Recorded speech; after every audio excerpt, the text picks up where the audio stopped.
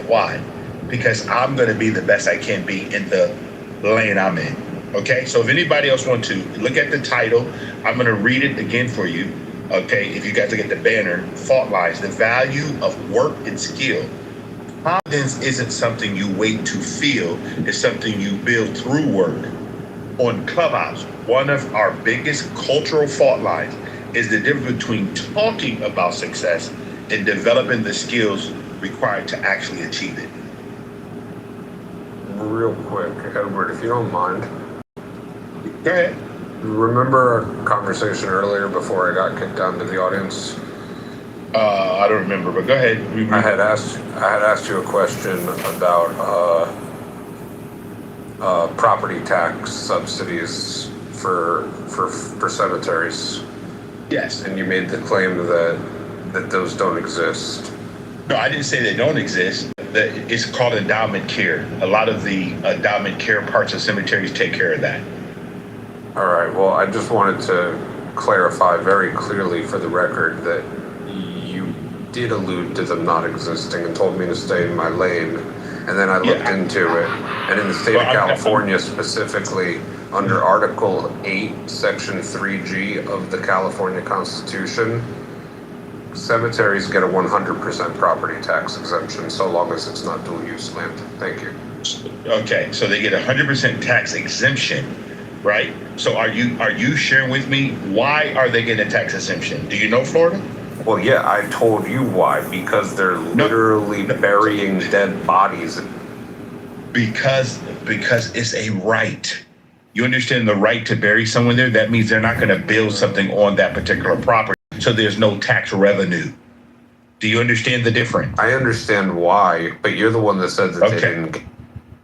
Okay, all right. Hold on, I need clarification on this. Do they not have to pay property tax? Is that what this ultimately comes down to? Yes. So Florida, essentially what you're saying is a place that builds a cemetery should then have to pay, there should be some people over the hundreds of years it will be in existence that has to pay the property tax to the county. You don't think that should be waived, Florida?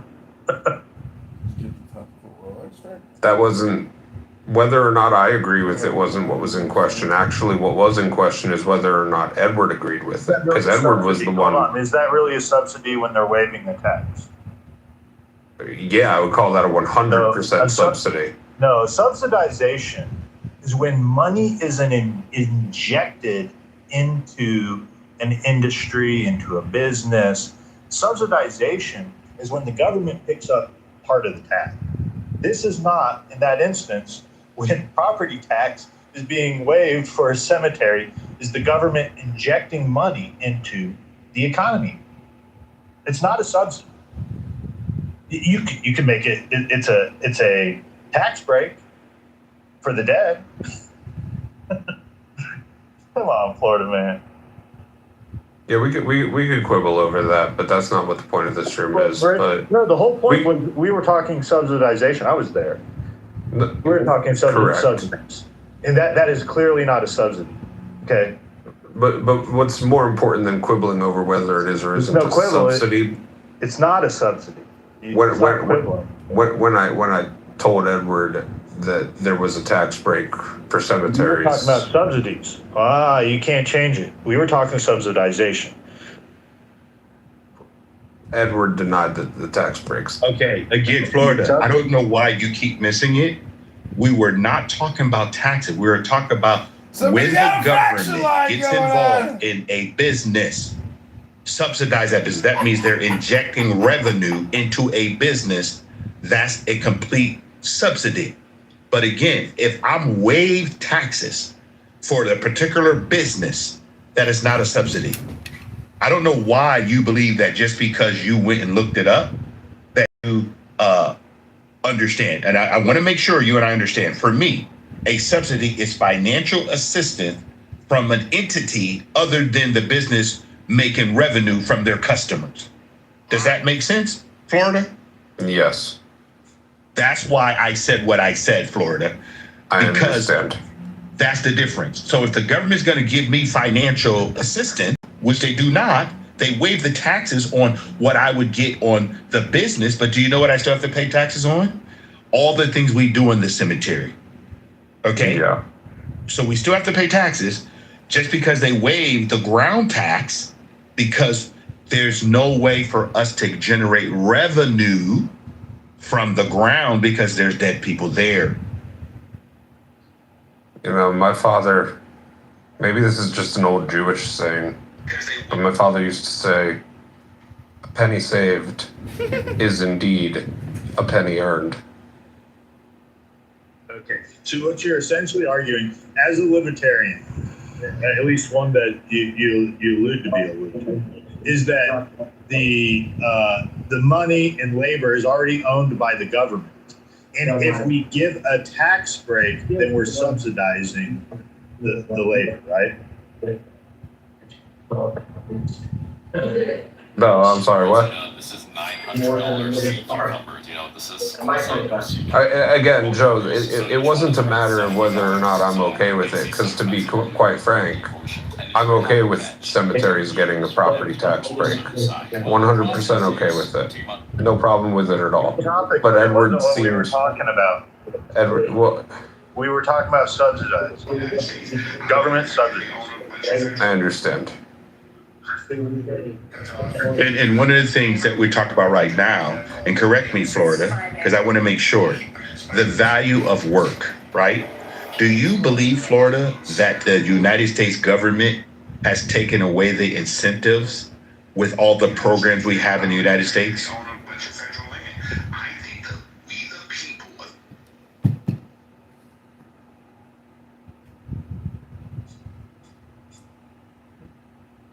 Reframe that for me. Do you think that the value of work, this is what we talk about, fault line, the value of work and skill, do you believe that the United States government has taken away the incentive for people to be proud of working? No, I don't think they have. Okay, all right. Hello? Why do you think they have? As many people in America on public assistance. Huge safety net.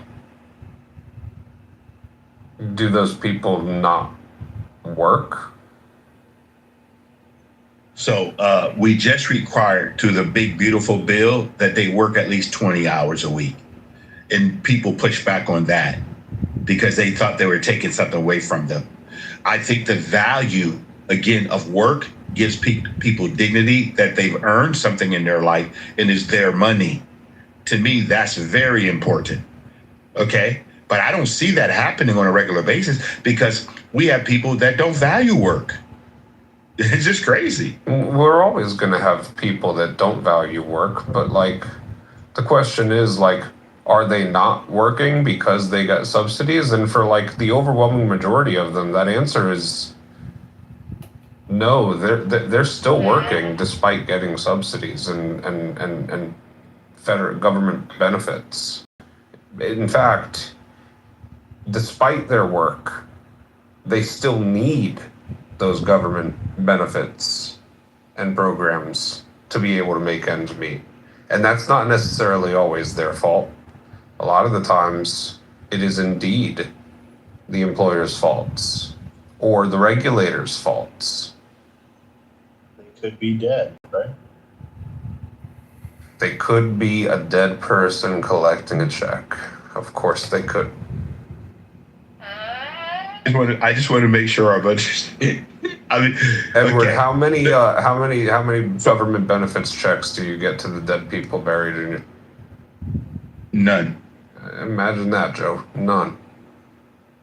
So, but Florida, I want you to think about this, okay? All of us together, because I don't want to just center one person. I think we should move the mic around a little bit because we have some people in here that may want to share. Anybody in the goo, you want to come up? Just let us know. But this is important. Go ahead. Who's that? JPZ. Go ahead, Jay. How you guys doing? I just wanted to say, you know, regardless of how the system is, right? And how the government is operating, unless the government is like a dictatorship or some kind of like fascist government or communist government. It's not the government's job to help you make ends meet. You know what I'm saying? You say, oh, these people.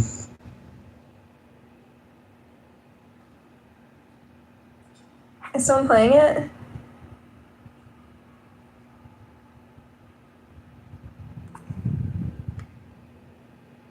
What's that noise in the background? I'm playing NBA 2K26. Oh, it's you. You're the problem. Oh no, that clicking isn't me. Oh. No, what I hear is it's like cheering in the background. Oh, that's definitely not me. Okay. Well, I don't hear it anymore. It's fine. Janis Joplin gave a much less romanticized account of the encounter than Leonard Cohen did. She was disappointed, expressing disappointment. Why are these women always doing these old Jewish men wrong? She said it was a letdown and indirectly recounted her night with a moody man widely understood to be Cohen. She said it was deeply disappointing. Despite her efforts to connect with the moody and silent partner, she realized around 4 a.m. that this motherfucker's just lying there. He's not balling me. Well, He was uncommunicative, closed off, overly moody. He had a There bad was a lack of night. intimacy. There was no intimacy. He had a bad night. Like, it's not like she dated him for like a year. Okay, but it was a one-night stand. You had one chance to perform to impress her, you know? She was out of the scene. Maybe he just didn't care. I bet you believe that what Edie Sedgwick said about Bob Dylan too, right? Wow. I mean, I just think he didn't care. I just think he was just like, oh, fuck it. This chick. Fuck this bitch. Oh, this is funny. Bow Wow just went full Joker. The inside joke, that's all. What's the inside joke? It's like just the gap between the artists and the art. Mm-hmm. The fuck was that? I have long nails now, so they click. You're getting ratchet? What the hell? Yeah, I'm really ratchet. When did you become so feminine? I was bored. Okay. Did you get a free shipping on visit? Okay, I'm gonna do the Chelsea Hotel Lana Del Rey vision. See if it sounds less sleazy. It's probably more sleazy.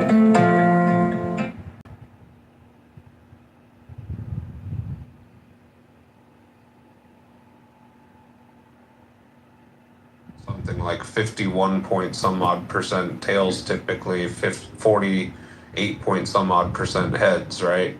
And the reason is for one or the other, but it's neither here nor there. Like, there's always reasons that are going to be slipping through the cracks of the quote unquote equal opportunities that we think exist in theory. Somebody's parents might die and they need to support their younger siblings by themselves. Now, if a 16-year-old's parents both die and they have a 12-year-old brother to take care of, and they drop out of school to go get a job at Walmart stocking shelves or at a local deli making sandwiches or something to that effect, that 16-year-old and that 12-year-old are living on their own. The government has made them their own independent people. The 16-year-old is the primary care holder and custody provider for the 12-year-old, right? Like, you're not okay with giving that 16-year-old extra food stamp money, some sort of a basic healthcare package, because the problem, if you don't provide those sorts of things to them, that 16-year-old goes and sells drugs on the street and gets recruited by a gang. The 12-year-old is more likely to get involved in the violence and sexual crimes. And then your children could potentially be a victim of their crimes because of their shitty situation. You'd probably be safer knowing that they're getting some extra food stamp money so they don't have to worry about making ends meet and robbing you or your kids for their lunch money. All right, let me respond to that real quick, right? So first of all, it is your responsibility as let's say your last name is Florida, right? It's your family's responsibility to take care of children, aunts, uncles, grandpa. You're supposed to make those relationships. It's not the government's fault that your family's fucked up. When parents die, other family members, like their brothers and sisters, or their grandpa, or their grandma, or their aunt, or even the church, if you're supposed to, it's probably best if you get involved with the church. They're supposed to step up and take care of those children, not the government. The government, I would agree that the government can provide a subsidy or a check or something like that for extreme circumstances.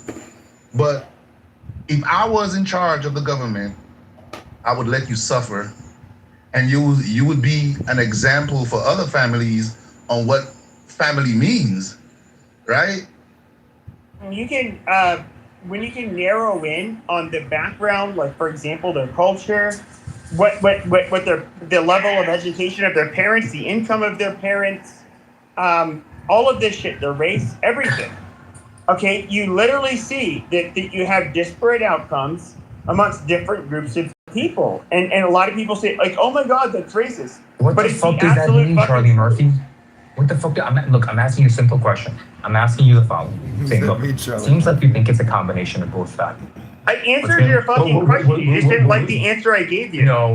Look, that's why you're re-asked. I gave you the answer. I'll repeat the answer that you gave, and I'll show you why it's not sufficient, right? I'm asking you for a separation of factors. You're just saying, like, look, if you look at all the results, and you look at their culture, well, they have different results, so I think it's a combination of both. Here's a better answer to whatever you're saying. Okay, I think that that's why I gave the example of the Southeast Asian Asians. The reason I gave that example is because that's a group of people that largely came here as peasants. They came here dirt poor. They didn't go to college. Their parents didn't go to college. If you listen to the debate, can you give me information? Hold on. Okay, Monica, Karen, stop. I see the But they literally had. These are cultures that did follow. not have any of this legacy that you would see today in China, Japan, or South Korea. Yes. They absolutely have done well. Wait, look, I'll just exemplify the Trojan horse you're trying to put in. Okay. So it's like you have a very simple problem in this debate, right? You have a very weak position and you really want to say on a genetic level, blank is inferior, but you just don't have any facts to be able to do that. Okay, but you don't have any facts that's stupid because you don't have any facts. All right, moderators, I don't want to center myself, but of all the rooms that I could center myself in, it seems to me that this would be the one. Wait, let me do you guys mind, Inkin, that we can have just a moment to talk about the spontaneous debate that happened? Okay, let me finish this. Okay, so here's what you're trying to do. Right? Okay. You need some way to be able to say, I'm accounting for culture. It's like an algebraic equation, and on both lines, I canceled out culture. Now, if you just come out and say that, obviously, would be major contention with what you want to say, right? But what you're trying to say is look, these people came as refugees, therefore the work to support you entirely. In fact, even if I gave you the benefit of the doubt and said that the government was their parent, and that is my argument. Again, a parent's job is not necessarily to spoon feed and cradle and fucking take care of every single little thing and do your homework for you. They protect and provide. Protect and provide. That is almost literally the purpose of government, to protect the things that we believe that we have the opportunities to pursue if we want, and to make sure that those opportunities can be provided when we want them. Good point. That was a parent definition too. No, that's a parent. That's not the government. That's a good point, Florida, but that's Florida, also the government's Florida. responsibility. No, it's not, Florida. I'm sorry. I don't know where you get your philosophy from, but that has nothing to do with government. Okay? And what I'd like for you to do, no, Florida, 1 second. I just want you to do me a major favor. And because you like the research stuff, you want to prove people wrong, I want you to go and look up what is the actual role of government in the United States. The role of government in the United States. Okay? And then come back and explain to us what they should and should not be doing. So, okay, let's just take the two things that I'm claiming in this scenario are the role of government. So let's just start there and find out where we. I don't. Edward. I know you keep calling my name, Florida, but I want you to call me a major. You know why? Because I think sometimes you actually believe your own information without looking it up. I'm trying to see where we disagree, right? Parent. You're just telling me. You do this thing all the time. I do. You're right. You know why? It doesn't get anywhere. Oh, I know. Because you know why? You believe you're getting somewhere by telling everybody what you believe. No, Edward, I'm trying to see where we disagree so that we can try to make sure that we get on the same page. And then we can have a conversation about what we actually disagree about. The role of government. Right. So what did I say the two roles of government were? You told me parent. No, I didn't tell you that the government's role was to be a parent. I made it synonymous to that of a parent. What did I say those two responsibilities were? Okay, let me clarify. Let me repeat. To protect the things that we believe that we have the opportunities to pursue when we want to pursue them, to protect our safety and our and our rights, right? The ones that are granted to us in our ever beloved Constitution, the one that you reference so frequently, to protect that and also provide by making sure that the opportunities and those rights are afforded to us in a way that they're That's not what the Constitution infringed upon. The Constitution consists of negative rights, not positive rights. Pepe, let him finish, Pepe. Come on. Edward, do you disagree with either of those two things? And if so, why? Well, the first thing I will disagree with is the government does not provide opportunity for me. The government's supposed to, number one, ensure that the rights that are given to me by my creator are not violated. And when you tell me that the government is trying their hardest to make what you call opportunities for Edward, then the government now has got out of their role. And you can look at our Constitution. It tells you actually what the government's supposed to do. What is their actual role? We have actual documentation, the role of government and what they are supposed to do. And what they're doing right now, Florida, is not what they're supposed to be doing. The common welfare did not mean welfare. Okay? There's no way that the government should be taking care of other Americans, because you know what they're doing? They're taking money from taxpayers, people who are productive, and they're giving it to non-productive Americans. That's not the role of government. Okay, but we do agree at least that their role is in part to protect the fact that you get access to the opportunities that you want to access, correct? Oh, it's not correct. Florida, I'm a private sector person, right? I personally believe that everything that government put their hands on, they ruin. Tell me one thing that you believe right now, Florida, that the government does well. Protect the life, liberty, and pursuit of happiness for every man and woman in the country. That didn't used to be the case, though, pre-1980s, pre-1860s, did it? I have no idea. What you say it wasn't? Okay, so you believe Can I offer a contrast to that answer? Go ahead. Yeah. So the federal government's role in protection is to protect the general population from invasion. And that's what it clearly states. Now, if you really were clever, Florida, you would say, based on the Constitution, that the government would provide for the general welfare, right? But that's been hotly debated. What does that actually mean? The general welfare is a is a subjective term. But I just gave you 2 gimmies right there. That's how you answer those questions. Thanks, Joe. Appreciate you having my back. But anyways, go ahead, Jake. I responded to you based off the analogy that you gave with the 16-year-old with his brother, right? That's why I brought up the whole fact that that's not the government job to take care of orphan kids. Okay, now you keep trying to confuse the two, provide and protect. For example, right? My child come home from school with some homework, right? It's too hard for him. It's my job to provide guidance for my child. That's not the government's job, right? So when the government provides, they're not going to provide that. If my, hold on, I'll give you another example, and I'll end it right there. If my child comes home and they want to know, about sex, right? And or pregnancy. Let's say it's my daughter, and she want to know about pregnancy and the effects of it, right? Not the physical effects, but the mental effects, right? Something to do with emotions and their mind. That's not the government job to provide that kind of protection for my child. That's my family's job. That's my job.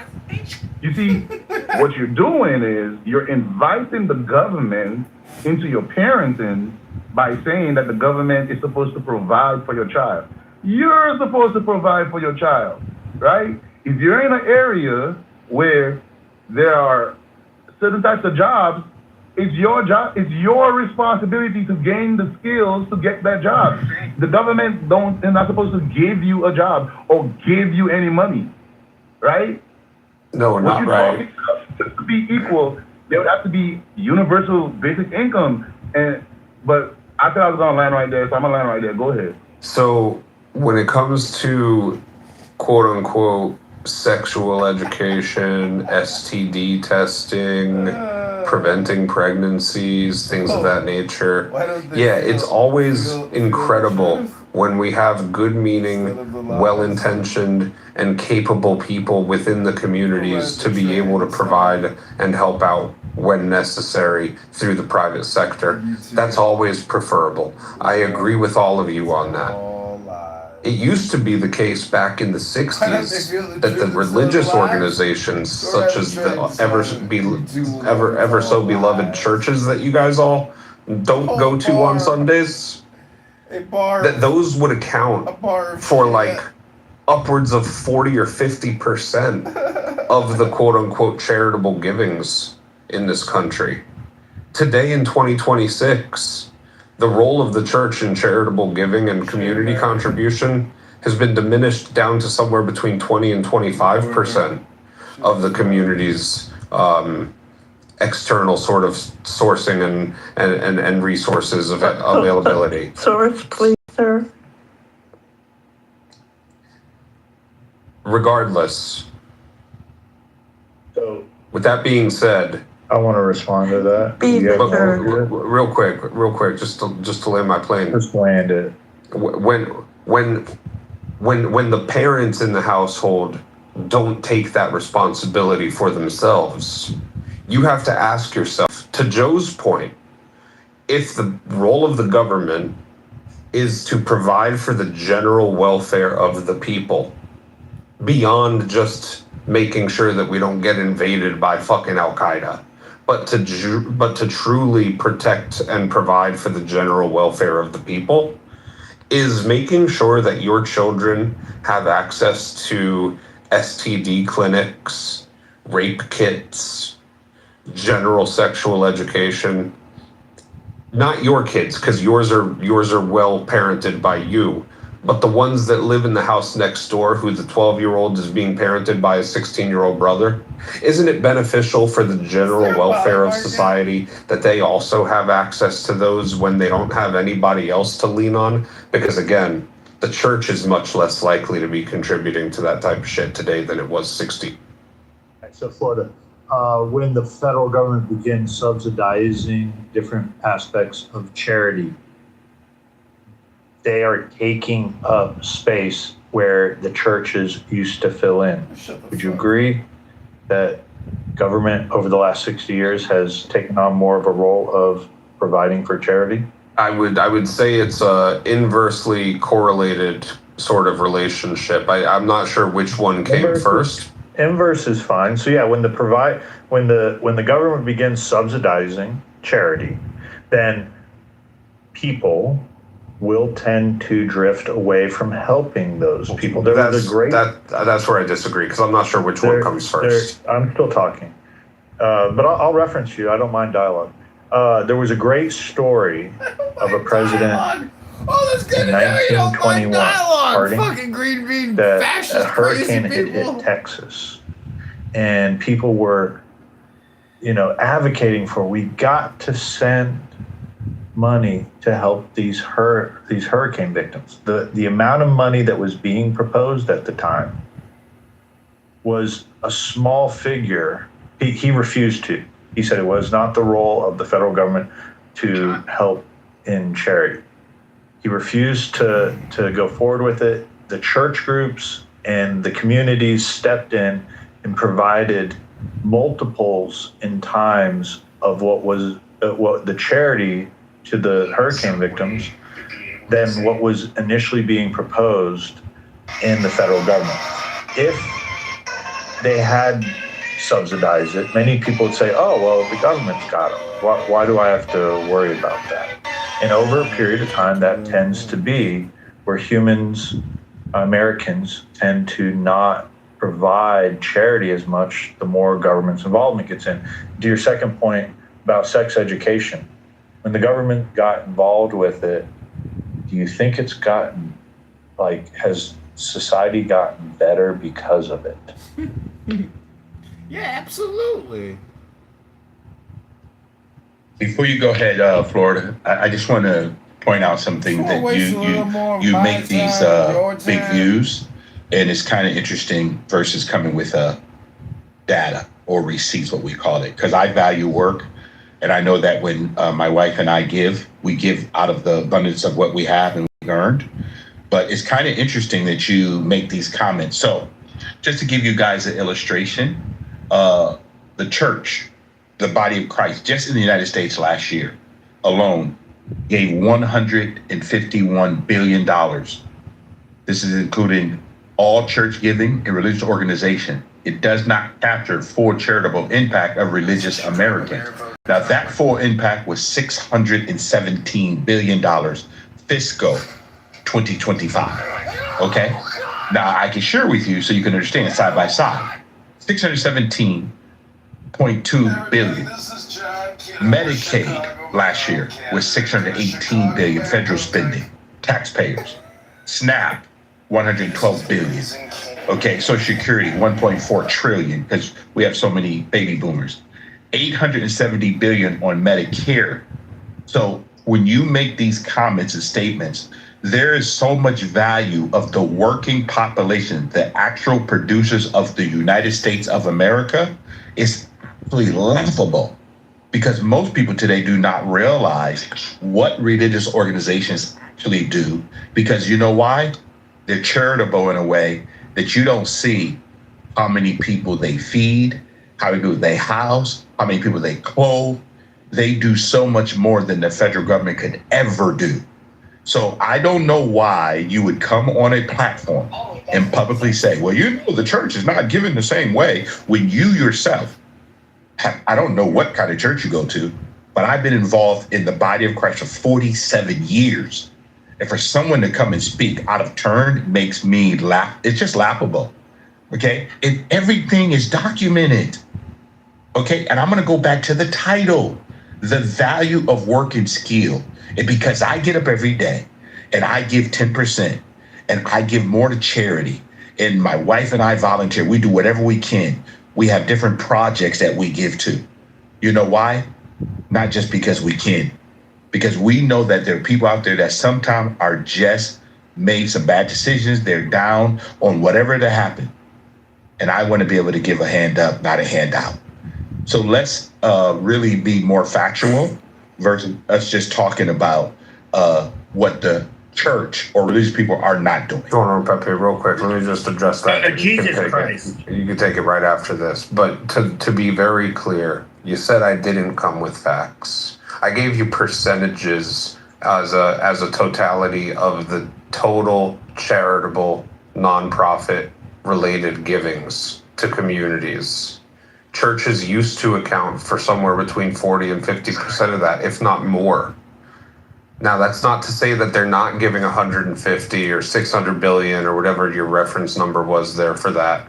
It's to say that 40% to 50% today is diminished to only 25% of the total share of the pie, regardless of how many total net dollars it is. Florida government has grown dependency, though.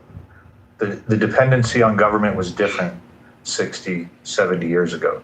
So what you're comparing are not the same figures. You're correct. And so everybody likes to talk about the immigrants that came from Europe. You're not real Americans, whatever. By the way, I literally, I'm going to be very open about it on this stage. There's people in here that know it. I'm not half Corsican. I'm half French, Canadian, half, one side of my family was English. I don't need it, or a quarter, I should say. And then it was like some Eastern European bullshit. But anybody cares what the fuck your ethnicity is, retard. So I'm basically like creating a documentary now. I mean, I love that you're a room of people.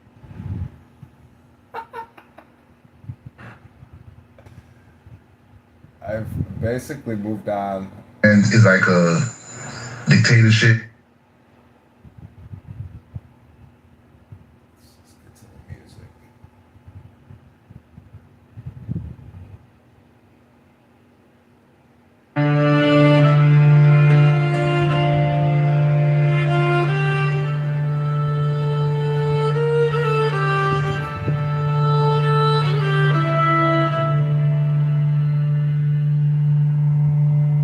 Long, oh, my son, hath been this digression from the plain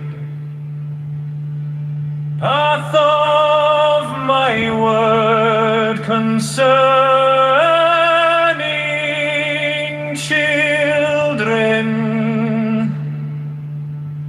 But it was most needful that thou shouldst understand the limits of true liberty.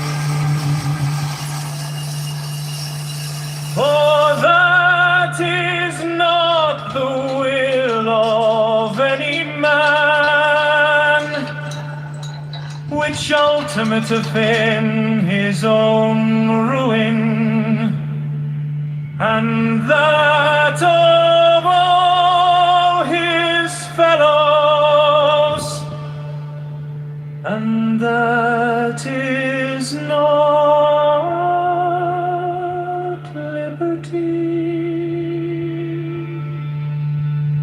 whose exercise bringeth it to bondage.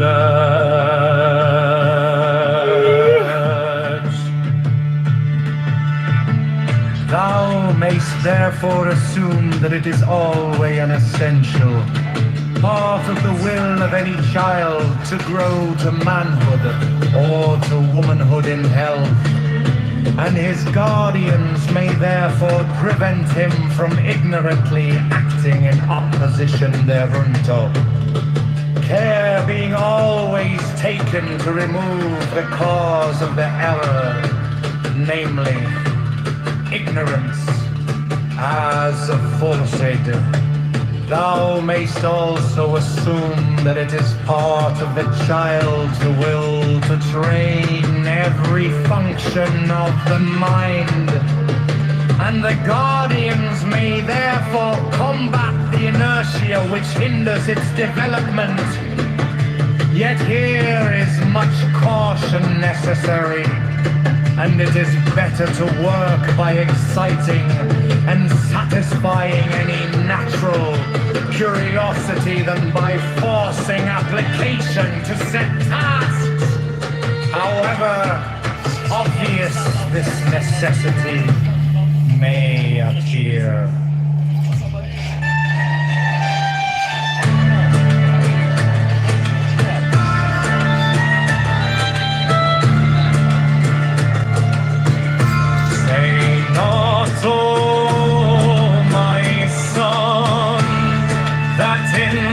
Argument I have said, let's turn it in its stead.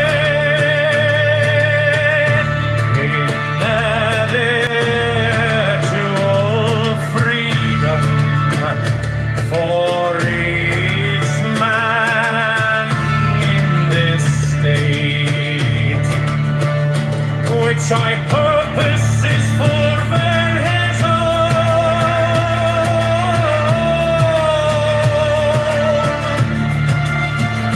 true will by his eager acquiescence in the order necessary to the welfare of all, and therefore of himself also. But see thou well to it that thou set high the standard of satisfaction,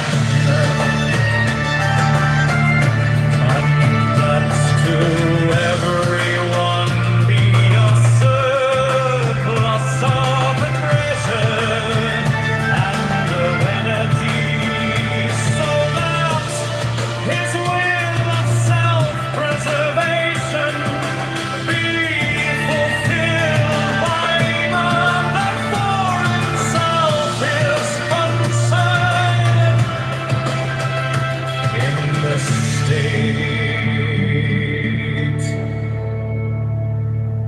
He may devote the remainder of his powers to the satisfaction of the other parts of his will.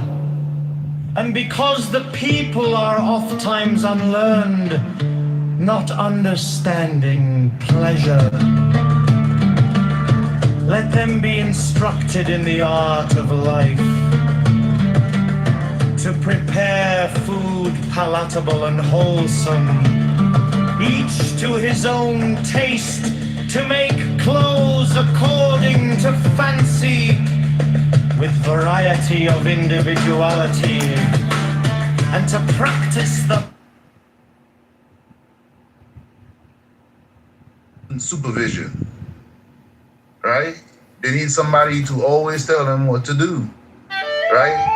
If you tell them A and C, they're not gonna figure out B on their own, right? And so there's this idea that everybody's a genius and everybody deserves this and everybody. No, they don't. No, they don't. There's generational curses that are following some people, right? Their great-grandfather was a drug dealer, and because of that, he went to jail, and now the family's suffering because his income is not there, so they didn't get proper nutrition. So while you're in school learning well because your mommy and daddy's providing you with proper food, he's generational curse. He's in there hungry. That's not your fault. That's not your cross or your burden to carry, right? If his last name is James, that's the James's burden to carry, man. You got your kids to worry about. You got your family to worry about. And if you give them the proper I'm gonna land right here. If you give them the proper upbringing, I ain't saying that it's gonna work 100%, but on a balance of probabilities, your child is gonna be okay. I'll land right there. I noticed what the difference is. Hold on, like, hold on, Photo. 1 second. Let me just run it so you guys, because I want to move, because I want everybody to go through, make sure that everybody gets a chance. But JP, one thing I want to say, thank you for your service. I've been in 54 countries. I'm grateful that we have an all-volunteer military, and thank you for your 20 years. I do not take that lightly, brother. I promise you. My dad was in the Air Force, and I'm very grateful for those who decided. Now, my dad was drafted back in the day, but I'm very fortunate. Okay, Mr. Florida, please keep it brief so we can get other people. JP, are you a religious man? Bro, I think everybody's telling like what they. God damn it, Matthew! He wasn't talking to you, fucker. He was asking somebody else a fucking question. Hey, Pepe. JP, are you a religious man? Yeah, but it's really not relevant to the topic, Florida. So we're trying to discuss the topic. Yeah, it's relevant to what he just said. I'm happy to discuss the topic. Perfumer. Well, I mean, right now at the moment I'm a perfumer, but I grew up on a farm. About 25 years I managed my father's farm. I grew up on an apple orchard. Actually, if you look at my profile, you'll see what I did. But yeah, basically grew up on an apple orchard just south of Detroit, across the river there. We grew about 40 different types of apples on 40 acres, apples, apricots, plums, cherries, prunes. And I had been, driving tractors, Landini, orchard mowers, cherry pickers, variety of different types of forklifts. I've got a class 1 driver's license, commercial license with air brakes. I was a machine operator for the city. What is the point? Okay. I was also a machine operator. Hold on, Matthew. Pepe, come on, bro. Pepe, this is not going to be a crash out room, man. This is not what we're trying to do. Okay? Let the man just speak. Okay? I If know you want to share what you you do. grew up on a farm. Like, that's cool. Okay, Pepe, what you... Peace. Wow. Go ahead, Matthew. Cotton Eye Joe, I'm in there from a long time ago. Where did you come from? Where did you go? Right. So a lot of people, Edward Lynn, this is why I'm saying it, because a lot of people mistake me for being like a city kid and like a perfumer or artistic sort of guy. I have been shooting guns. My family's got probably about 25 different guns since I was like 4 years old, chopping and hunting. I can repair a variety of different types of engines, 2-stroke, 4-stroke, fucking all sorts of different things, right? And also I'm blessed, right? Because I think life is work and work is life. Like, it is true that I'm a self-taught perfumer. I'm one of like 2 self-taught perfumers that has a professional license in North America, because I had to memorize 4,000 materials. So I accomplished that as well. I've also got 7 years post-secondary education, got 3 different degrees. I lived in Tokyo for a decade, where I taught English to a bunch of brats. This is the most narcissistic shit ever. Just what is your fucking point? Well, Hey, my point is, hold on, Matthew. Pepe, yeah. I just want you to do me a favor. When I'm moderating a room, could you please, Pepe, let people just speak? I know that it's hard, but you can do it. Okay, but he's acting like a faith in- nigger. I have to put him in his place. We're discussing skill sets. Did he Not get really him? He had to have kicked him. Right. So skill sets. What sort of skill sets do I have? My perfume, Edward Lynn. I started off. My wife and I had come back from Japan. Her and I were sleeping in our living room while we were renting out our bedroom. I was buying $1, and I was washing buses at night from 8 o'clock at night to 6 o'clock in the morning during COVID. And then during my free time, I was teaching myself how to make perfumery. I started off by buying fake essential oils from the dollar store. Now I've had my company for 9 years. I sell perfumes all around the world. I have quite a few number of skill sets. I think that this is the first time I ever sort of flexed on Clubhouse. But I have a very wide variety of skill sets and life experiences, lived in different countries. I've been to dozens of countries myself. Anyways, life is a giant adventure. There is no...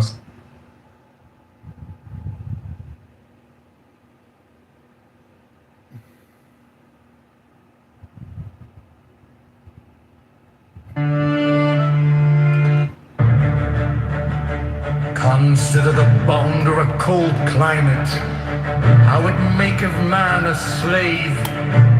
He must have shelter and food with fierce toil, yet thereby he becomes strong against the elements, and his moral force waxeth, so that he is master of such men as live in lands of sun, where bodily needs are satisfied without struggle.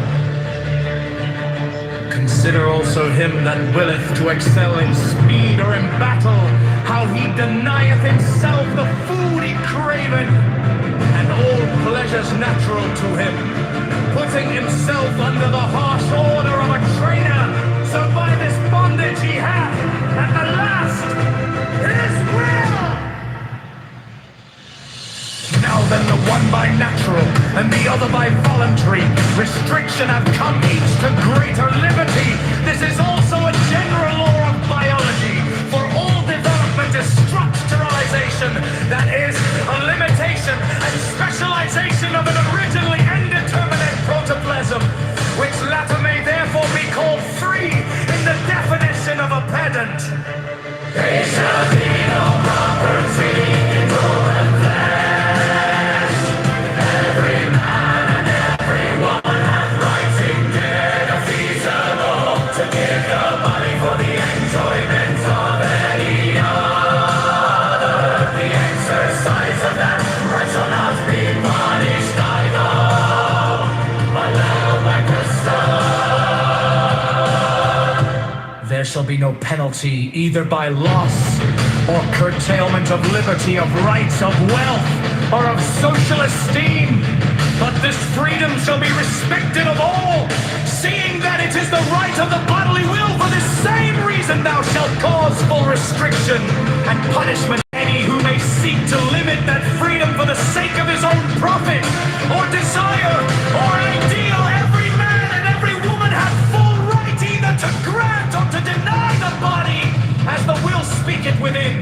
This being made custom, the evils of love, which are many, extending to the restorments not only of body, but of mind, and that is your cause shall little by little disappear from the face of his unspeakable glory!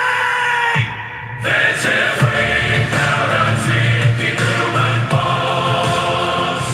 Let him think as he will concerning none of us, but let not seek to impose that thought upon another by any threat of penalty in this world or any other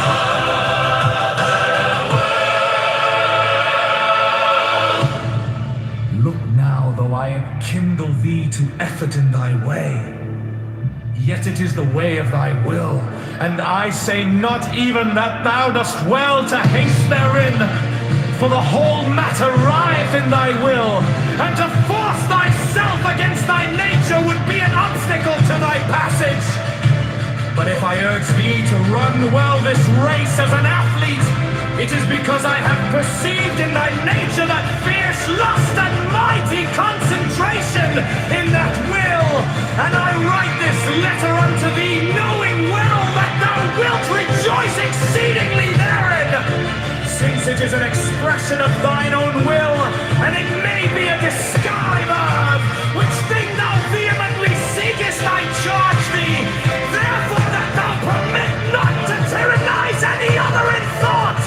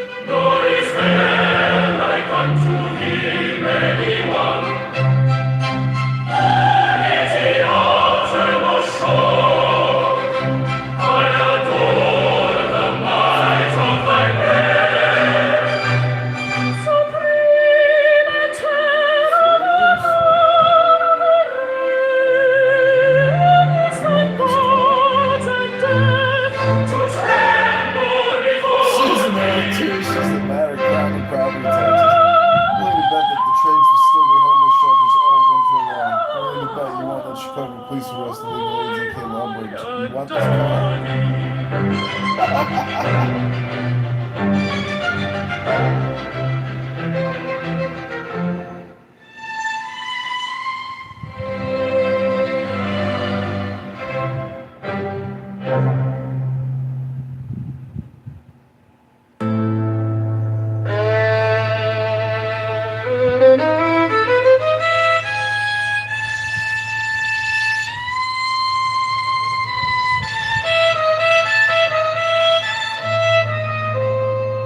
There is one light of the sun, though it is distributed. Over walls, mountains, and other things infinite there. There is one common substance, though it is distributed.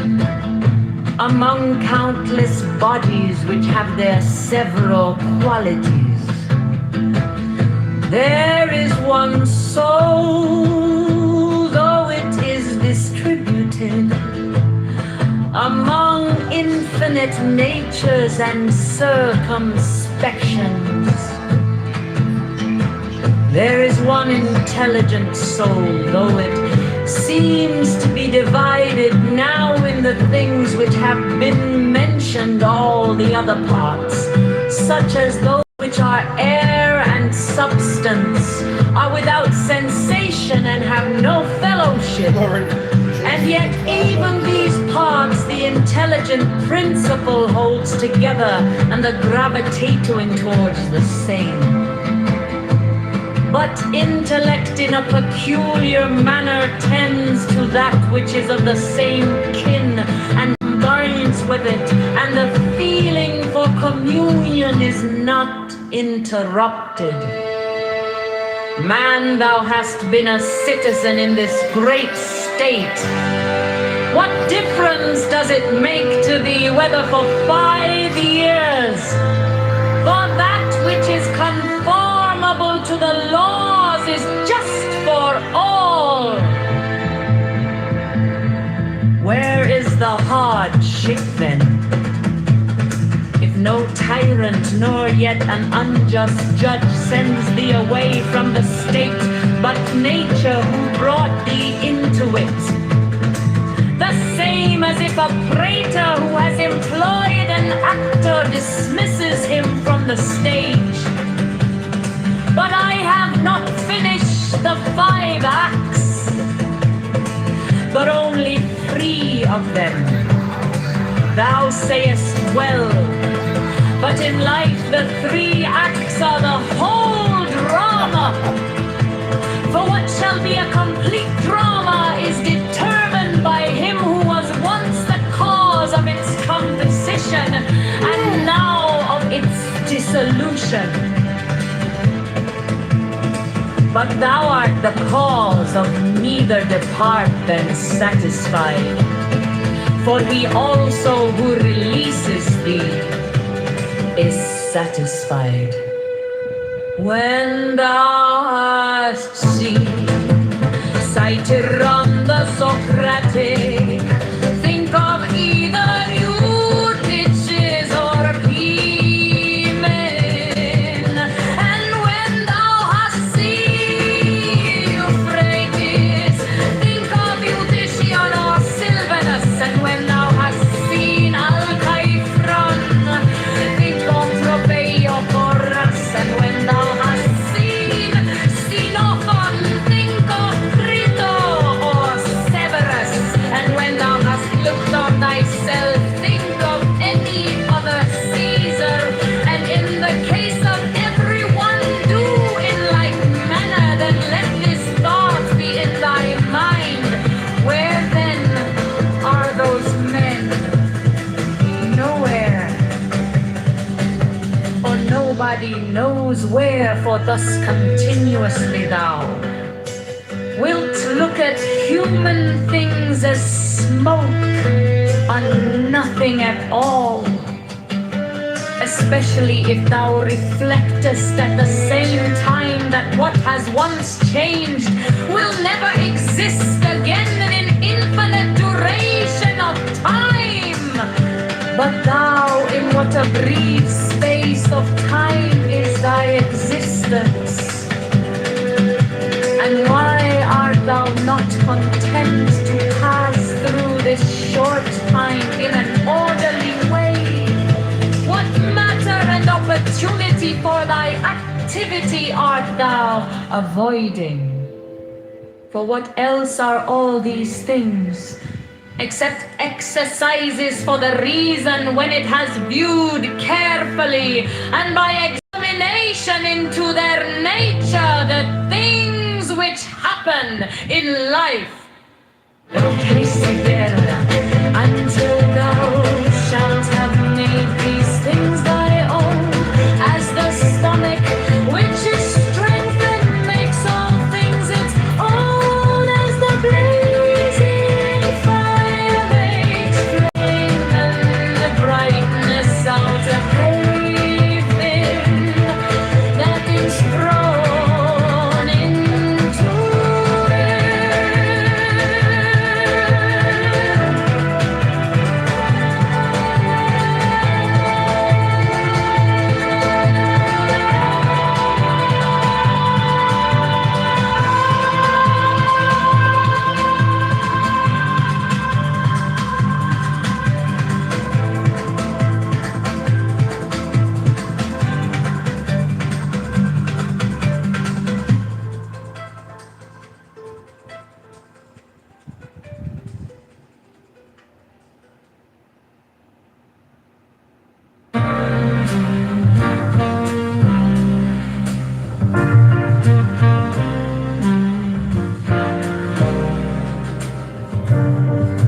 There are 7 keys to the great gate,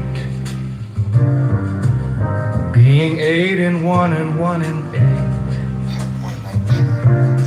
First let the body of thee be still,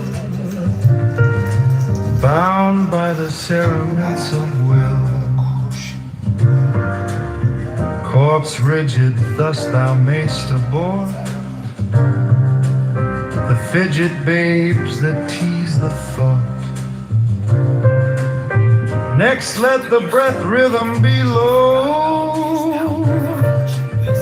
easy, regular, and slow, so that thy being be in tune with the great sea's Pacific soon. Third, let thy life be pure and calm, swayed softly as a windless palm. Fourth, let the will to live be bound to the one love of the profound. Fifth, let the thought divinely free from sense observe its entity. Watch every thought that springs, enhance hour after hour thy vigilance, intense and keen, turned inward mist. No atom of analysis. Sixth on one thought securely pinned, still every whisper of the wind. So like a flame, straight and unstirred, burn up thy being in one word. Next, still that ecstasy prolong, thy meditation steep and strong. Slaying even God, should he distract thy attention from the chosen act. Last, these things in one o'erpowered, time that the midnight blossom flowered. The oneness is yet even in this, my son, thou shalt not do amiss. If thou restrain the expression, shoot thy glance to rapture's darkling root. Discarding name, form, sight, and stress, even of this high consciousness. Pierced to the heart, I leave thee here. Thou art the master I revere, thy radiance that rolls afar. O brother of the silver star. Crowley.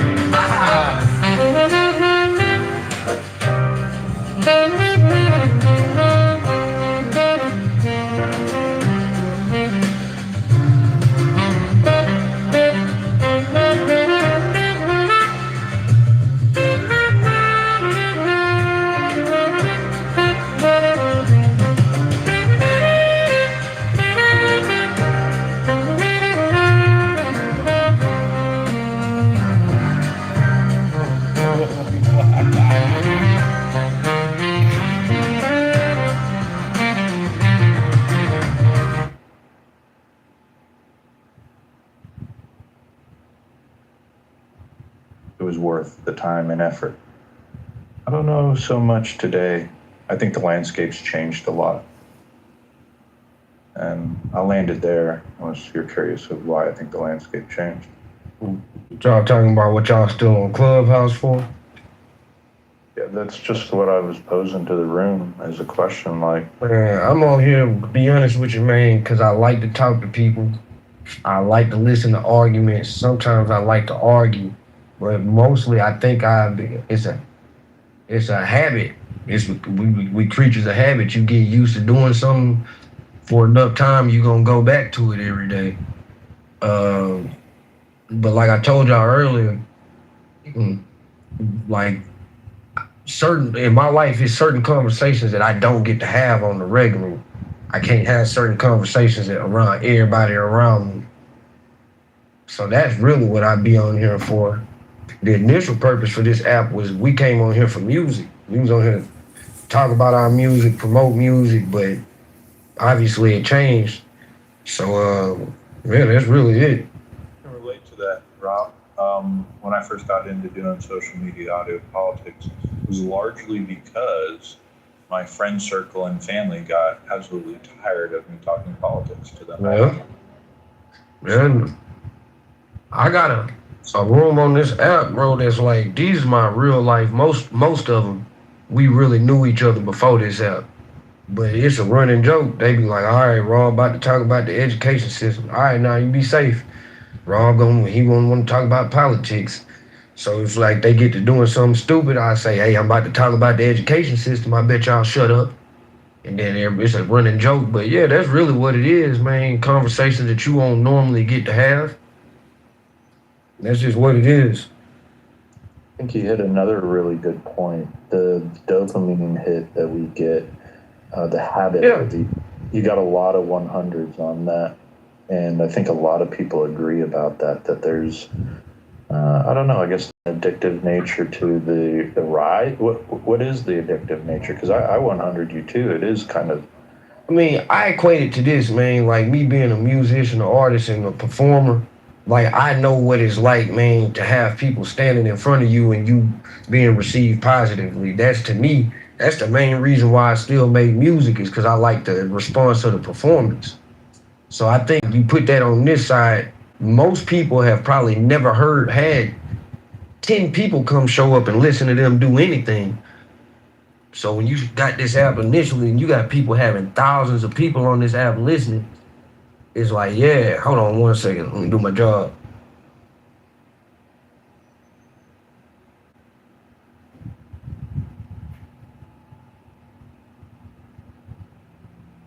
Do you know what draws you to this stuff?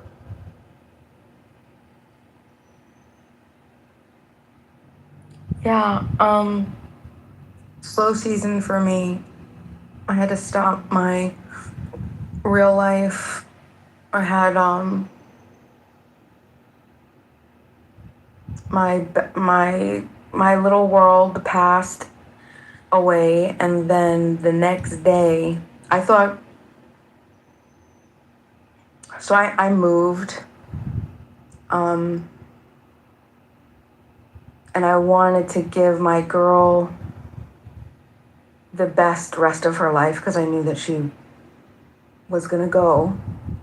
And so I took it was originally supposed to be 6 months, but I was blessed with making good, and I don't want to say that they were good decisions because I don't want to pretend like I'm financially literate, but I'm gonna say I made decisions that allowed me to do this, where I didn't have to work. I was very lucky. I got into a particular crypto and things were wonderful for me. And so I had an awesome opportunity to just spend every last waking moment with her until she left. And then my plan was after she's gone, now I wasn't on Clubhouse yet, and after she was gone, then I would pick up, I needed to leave right away and go back to my real life. But the day after we buried her, my father ends up having a massive heart attack. A week after that, my mom got diagnosed with terminal cancer, and then my grandmother, they were taking her in because she had gotten dementia, and it was just the planned week that she was supposed to be coming in. So out of my siblings and I was in the best position to, okay, looks like I'm not going anywhere. God put me in this position for a reason. I was supposed to be here. So I was here, and I've been taking care of the family. It was really grim for a while, and it was like running a hospice, basically. Worse. And my mental was just going crazy. And so I came to Clubhouse. I actually got invited by this guy named Mark, and I don't remember his last name, but he ran a channel called Liberty Bluebird, I think, something like that. And him and his partner, the guy who does most of the talking on Liberty Bluebird or whatever, he still has these. He still does these talks every once in a while and occasionally. But then I found that channel, and then I found why do I want to say Mr. Roger? That wasn't Roger. I found Roger's room, and that was great. And I was loving Roger's room until October 7th, and then that just dissolved. And then I found Chillism, and Chillism kept me busy, so I wasn't like just completely. I mean, like when I'm talking like the lugubrious rut you could possibly imagine, like that's what I was in every single day of my life. As I'm doing, the love of my life is also going through his own situation. And so he had to go, and it was rough. So Clubhouse basically saved my life. Everything is now pretty stable, as stable I think as it's gonna get, and everything is looking up. So sometimes, I'll be honest, I get sad and I come back to Clubhouse because there is the dopamine, but more so it's almost like I met people, and these people were just comforting, and it was nice to have people to rely on, to be able to talk to every day. And I know that people give me criticism for saying, because I was really dumb, and I used to consider people my friends, and I got hurt really bad. I don't regret it though, because it's okay. I understand people are gonna people, but yeah, I look at people like you guys are my friends, and I have like a very soft spot for all of you, every single one of you, even the people that you think you could imagine that I would definitely say that it's not true. I do. I have even a soft spot for them, every single one of them. I don't hate a single person on this app, not a single person. I don't have a single hateful bone in my body for anybody. There is a group of people that I like to stay away from because it's just good for my mental health, because they hurt me. But yeah, so Clubhouse, the dopamine addiction, to go what Rob said, that was insane at one point, because after I got hurt by this group of these people who I thought were my friends, I had to step away from the app, but I gotta tell you, I was suffering from it. And it was just like, I realized, oh shit, I got an addiction. I got a bad addiction. This is bad. But then that helped, like the time away from the app helped me. And so, yeah, I come back. Slowly, my time has been getting longer and longer away. But there's a couple people that pull me back, and you guys help me. Like most of the time, I'm taking care of grandma or taking care of somebody. I'm like, I'm always cleaning something. But it's really nice, and I love you guys. I love all of you. Thank you for being nice to me, and thank you for being my friends. And the people who are mean to me, that's okay too. Because you gave me thick skin, and I appreciate that too.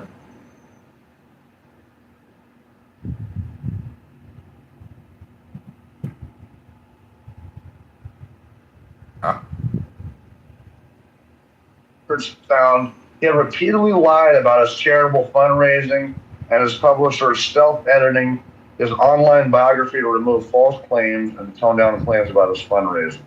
Let me see what else I can find.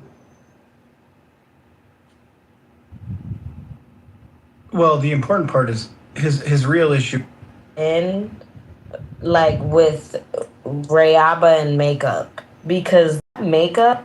There's some pushback. He did get caught on a hot mic saying he could grab women by the pussy. And you also understand that he lost a civil suit of this woman. Let me finish. He had to pay her multi-millions of dollars because he sexually assaulted her in a dressing room. So the fact that you are sitting here saying this is good for his image and good for his clicks on Instagram, you delusional. Yeah, but that's not what I'm saying. It's not like, when people date, what do they do? Bro. I'm asking you a question. When people date, what do they do? But I'm trying to respond to her to show her like how there's a incompatibility in what we're talking about, right? So you're saying you're responding to my question. I'm responding to yours as well. You mentioned you responded to mine, so I'm responding back. Well, I'm trying to respond to her because she's obviously not talking about what you and I are talking about. We're talking about business in the general context, right? She applied two different. Harassment and being a pedophile has nothing to do with business. What are you doing? I'm telling you that the two instances that you gave me, even though we could have that conversation, you don't start a sentence with, I'm telling you. You can't rationalize with a woman, bro. This is horrible stuff. You know why? Because I am a woman that was very insulted by everything that he said. So until you live in the skin of a woman, you don't get to understand how offensive he is. I'm saying that you and I are not talking about the same thing. Okay, I'll go on mute. Maybe you're the same kind. I'm saying that you and I are not talking about the same thing. I'm only pointing out a mismatch in commitments in what the conversation or the dialogue is composed of, okay? We're not talking about the same thing. If we wanted to talk about the same thing, that's fine. We can have that conversation. But I'm just identifying that what you brought up, your two instances, grabbing by the P word and the other instance, is irrelevant to the general conversation about business and branding and how influencers say controversial things that aren't actually real for impressions and for clicks. And 90% of, not 100% of influencers don't run for the presidency of the United States. So you're such an idiot. What are you doing, bro? This is crazy. I just parsed out what she was talking about and the general conversation about business but if it's good for branding, things like that, why is he not doing other things?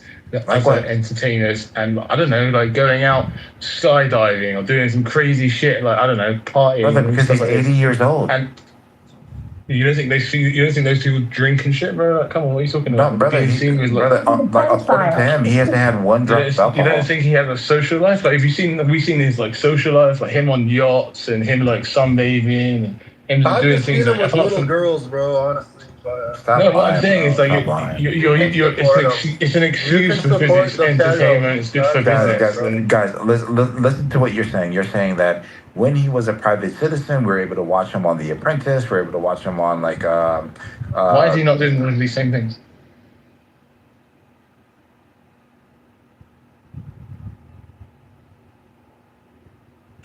At all, as a result of the conversation. Over 12 years of doing social media audio, no. Actually, I think more people have come my way in that period of time. And no, I can tell you, I can almost identify the things that I've been really wrong on Wait, politically can I over the name years. one? Can I name one? There was a debate that you did with Ponder on individualism and collectivism. Remember? Yeah, I remember. And you went into it with your mind on one thing, but then after talking with him for a couple of hours, he changed your mind. I thought. No, he didn't change my mind. We didn't have any disagreement because his definition of individualism versus collectivism, his terminology of collectivism. Do you remember that? Do I remember what it was?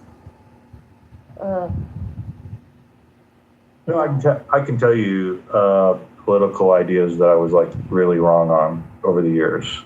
Clearly, the Iraq War. I've said that before. I was a sucker. I thought there was weapons of mass destruction. I think a lot of us did. Yeah, I remember one of my liberal friends protesting Monsanto back in the early 2008. No, it would have been 10, maybe 9, 10. And I was like, come on, we've been able to grow crops and keep people from going hungry. And it's like, oh shit, no, fuck, there's something wrong with our food. And that's one that I reflect on. I mean, his protests, though, were not necessarily effective, I should say. But I definitely, so there are issues that I've gotten wrong. Here recently, I guess the biggest one would be aspects of what Trump sold during his campaign and the effectiveness of his administration on certain topics. I, however, I never actually believed that Mexico was going to pay for the wall. I always realized that was a good campaign rhetoric. But some people buy into that stuff. And some people look at it like they hold Trump to that, like, he promised it. He promised it. And it's like, I do realistically look at the president as something that to win, you almost have to oversell because you still have to work with the legislature. But there's a lot of things I've been right on. I was definitely right about Joe Biden. Definitely right about COVID here on Clubhouse specifically. Was definitely right about Trump coming back and winning. I remember standing, it was pretty lonely in a couple years there where a lot of Republicans on this app, they were no longer Trump supporters. And Matt and Beaver, I don't know if Beaver's even here, but Matt and Beaver, they were true believers. They never gave up on it. True believers. So yeah, there's some things that I've been right and wrong on for sure, Florida, for human. Yeah, for sure.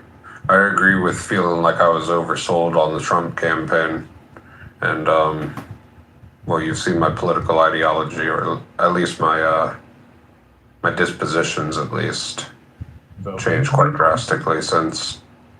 Did you vote for him? Yeah. There was 3 things. Number 1, the immigration. The border crisis seemed to be getting worse every year, the Biden campaign. Number 2, the LGBT rhetoric seemed to be getting pretty fucking extreme and pretty wild and wacky on the leftist side. And number 3, I kind of started to become an accelerationist as a result of being on this app and talking to motherfuckers like you guys.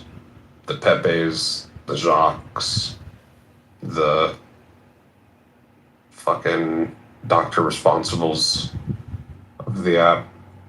The Groyper Party on the app. You know, the idea that, fuck it, this whole thing is going to shit. None of it's going as I would prefer. Let's just pick the worst possible guy for the job, possibly. Or the most extreme guy for the job at the very least. And see if some sort of extreme policies sparks some sort of like extreme outburst and radical anger amongst the population to try to get everybody back on some sort of like mutually agreed upon understanding that the government's not out to help us at all, and we need to reconsider everything about our modern political system. Unfortunately, that accelerationism has not yielded the fruits that I was hoping it would. Things only seem to be getting more.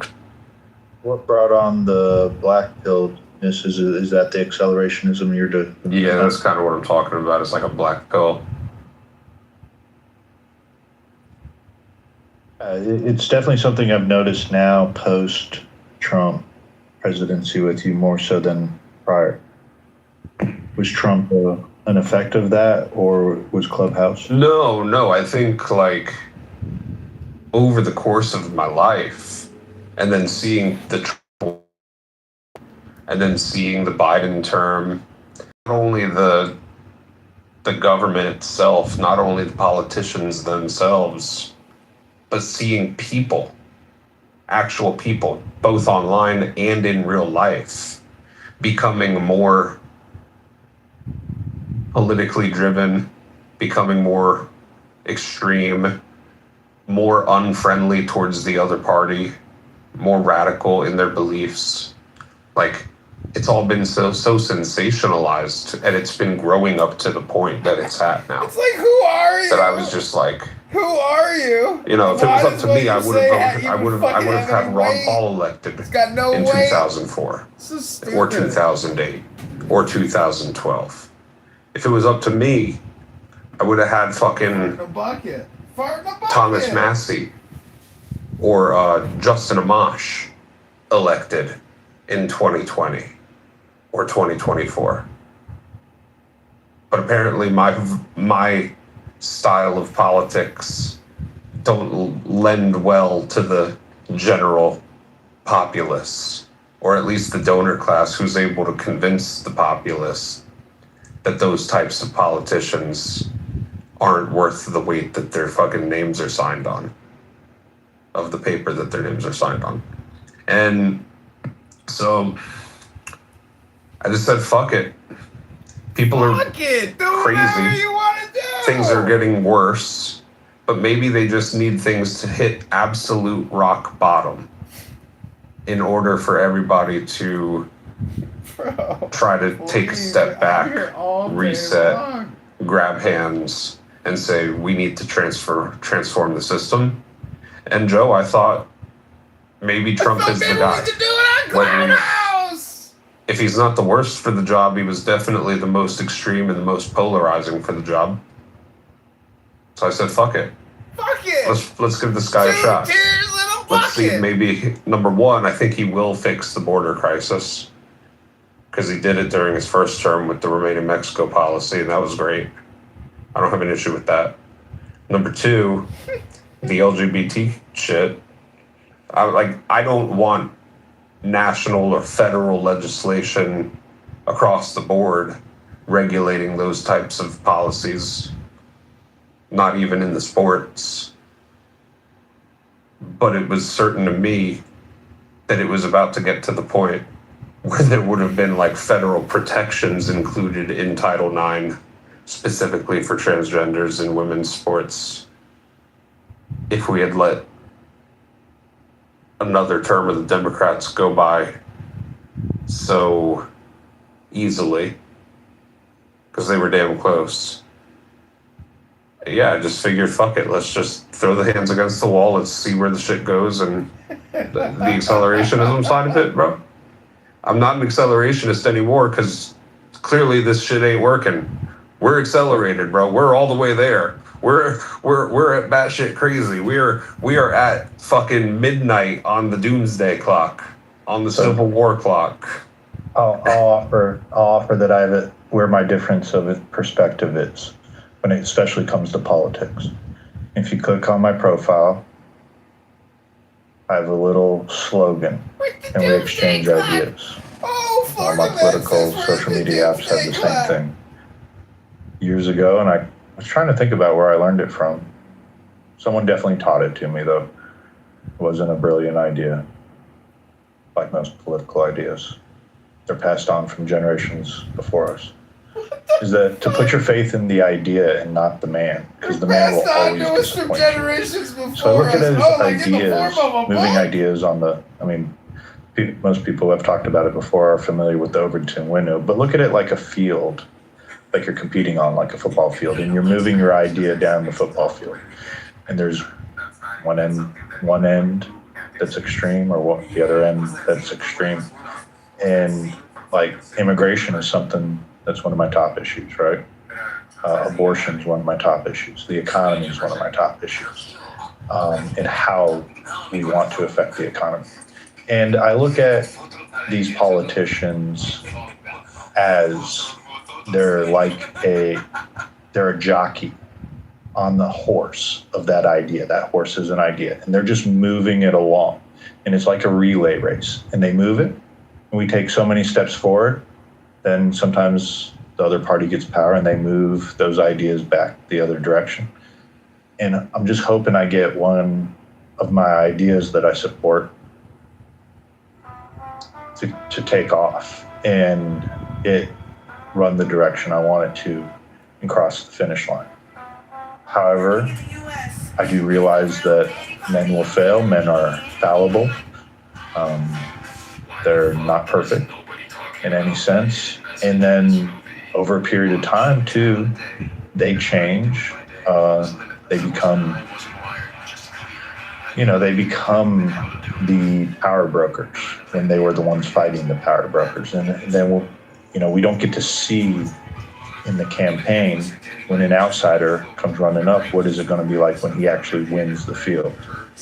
And how is the old guard going to treat him with that? So those were things that were interesting to see with Trump.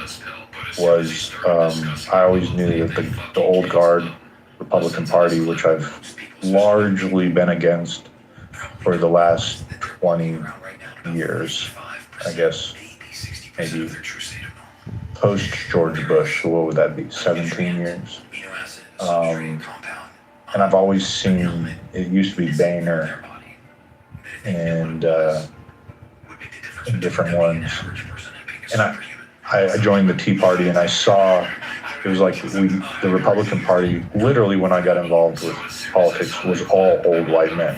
It has definitely changed more so now, but the meme was correct, especially when Obama won.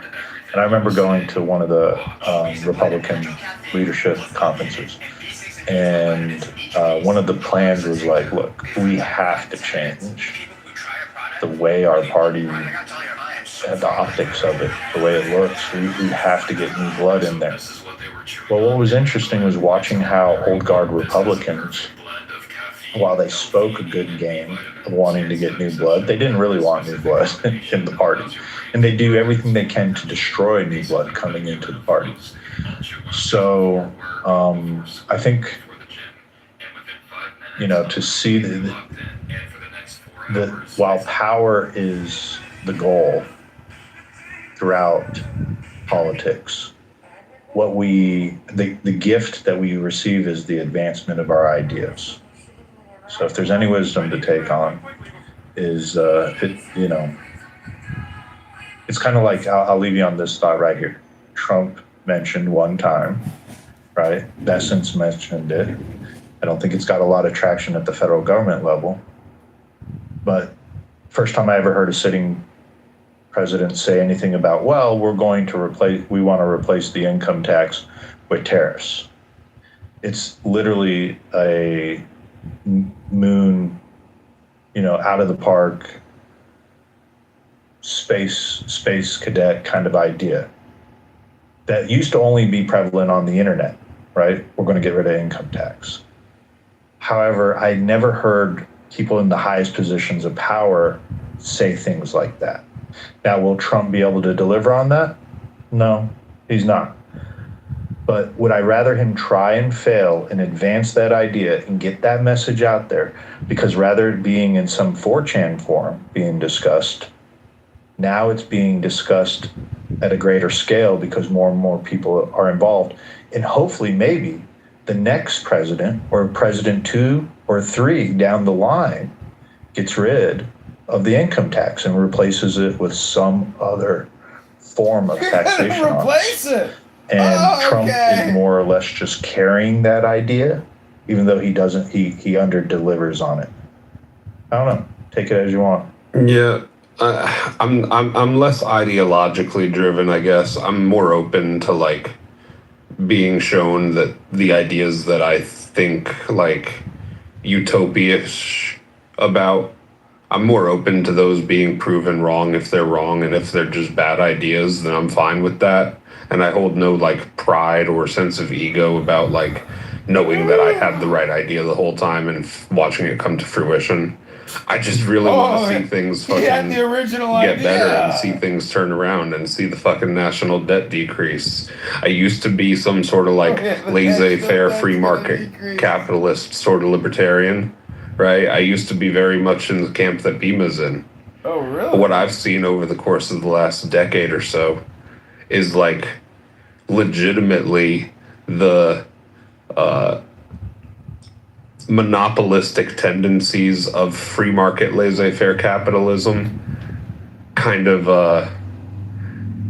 coming true before our eyes. And but between that and crony capitalism as well, don't forget the crony part with all the government handouts, the socialism for corporations, you know, the grant money, the public buyouts, the public safety nets, the bailout money.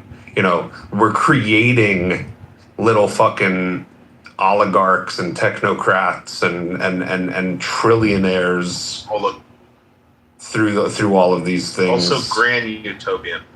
And utopia. It's just not working the way that I once thought it did. So I'm much less excited about that sort of like free market capitalism anymore. I know Ron Paul hasn't changed much, but that's okay. Ron Paul's an old fucking man. He doesn't have to, right? But like, it's not working the same as I thought.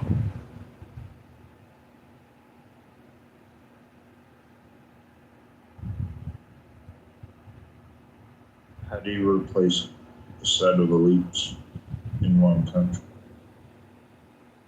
You say, how do you replace the what? How do you replace a set? Every country has a set of elites, right? Every country. Oh, it's how do you replace those elites? I don't know if it's so much about replacing them, Joe. It's about checking them, making sure that they know that just because they're the wealthiest doesn't mean that they're the best. Just because they have the most money doesn't mean that they're the smartest. And just because they have corporations that everybody values doesn't necessarily mean that they should be the most powerful. I don't know what checking them means. Like, do you want to have like a conversation with them, or like what do you mean checking them? Like knock them down a peg? What would that look like? Number one, ending corporate bailouts for these companies that are too big to fail. I can understand, in a sense, where that can yield some sort of economic turmoil. But at the same time, what you have is people who have massive business operations in the desire to grow their corporations and their stock prices. They're willing to take increasing amounts of risk in order to try to yield some sort of large benefit for it. And if they fail, they know damn well that someone's going to be there to catch them when they fall. So ending that and creating more strong regulations and checks and investigations into anti-money laundering,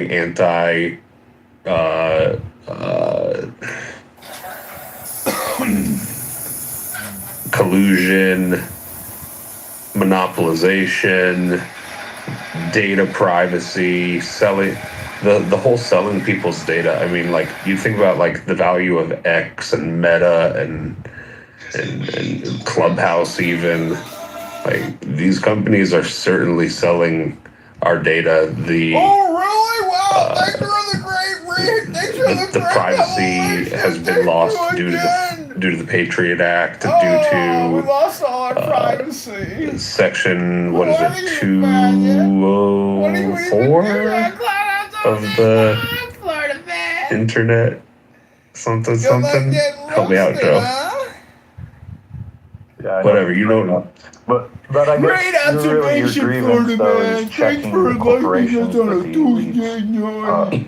Operate, right? Great, more great insight by Florida man.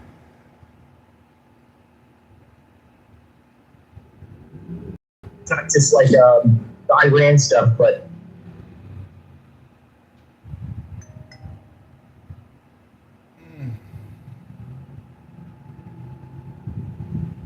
all of their infrastructure to like stop them from being able to acquire some nuclear capability, like in the Futures Act, right? Like But there was no need to do that because we had an agreement to limit any potential for them to build a nuclear weapon the day beforehand. Oh, and they always stand by their agreements, right? No, but Yes, they have. Wait, is he saying that Israel's actions are completely separate to the US? Is that basically what you're hinting at? That's not what I said.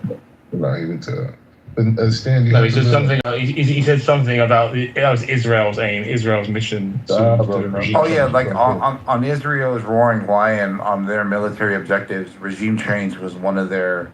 Yeah, but the point is, Stan, that argument about us having Iran's nuclear under control, the first day of negotiation with Jared Kushner and Iranian officials. Okay, please don't. You said it yesterday. I debunked it yesterday. I don't want to do. What did you debunk? That's what they said. It was a negotiation stance, but after that, after the first statement, they came to an agreement that solved everything, or they basically had an agreement that solved everything. They just needed to dot the i's and. You're taking an aggressive approach of analyzation, like you're saying that you know what. No, I'm not saying what I know.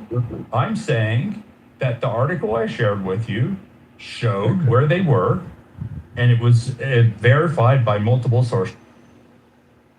I'm saying to you, as regardless of if you're trying to say it was a negotiation tactic, threatening the United States with nuclear weapons, game over, right? That's it. Like that. But there was no threat. There was no threat. Why would you make one then in negotiation? Okay, there was no threat. Why? Because you were okay. Because first off, what Kushner and Witkoff say may not be accurate. They don't work for the U.S. government. They don't have an obligation. And even if it was accurate, it's not relevant. It's not relevant because 5 minutes later, effectively, they came to an agreement. Well, 5 minutes and multiple weeks of negotiating, but they came to an agreement on eliminating all need for or any potential for Iran to develop a nuclear weapon. Yeah, but and another factor is like this. Another factor too you got to keep in mind. Us dealing with Iran, especially with these secondary sanctions, really cripples this BRICS, right? This BRICS currency thing, like it undermines that model, which is even a bigger threat to the United States than the ballistic missile arsenal or the proposed nuclear threat that. Okay, well there's two ways to view this. on one hand, you can argue it threatens it. I think on the flip side, you could argue that it provides it a lot more strength to the BRICS program because once again, the U.S. is taking its position and being a bully and forcing people to do what they want or otherwise threaten them. So if I was the BRICS nation, it would be a further reason to want to avoid operating with a bully. But it doesn't matter. And not all American politicians are bullies. We did not have to make this choice that way. So It sounds like leftist. It sounds like communism. Hey, Black. All right, so Black. So these are the numbers that you would add to your 180, right? Like you would add the G7 acceleration fund. You could add the 50 billion from the Russian frozen assets from the United States of America supplemental. You could add. So there's seven other categories. But those are military spending, right? Those are other categories. No, I'm just talking about the American taxpayer, like what the American taxpayer is on the hook for. I mean, that's not the way you worded it in the beginning. But No, wait, hold on. That's exactly what we were talking about. The gentleman here. Been talking about that. That's not the way you worded it. All right, so the gentleman here was talking about he didn't sign up for as a taxpayer to fund this conflict in Iran. So my question to him was, well, did you sign up for the Ukraine one? Because we spent up to $400 billion to this date. That was my statement. I mean, it's not. I mean, when you say that, that's not an accurate statement. I understand the sentiment, but the statement itself is not accurate. We spent 180 billion in military spending approved by Congress. That's all right, here. The problem here is that you made an assumption that I was talking about something that I clearly wasn't talking about. I'm speaking about all spending. Okay. So when hold on. So when you say I made a mistake, I think that you should offer an apology for you making a mistake. Just for the record. Okay, fine. But I'm not saying you.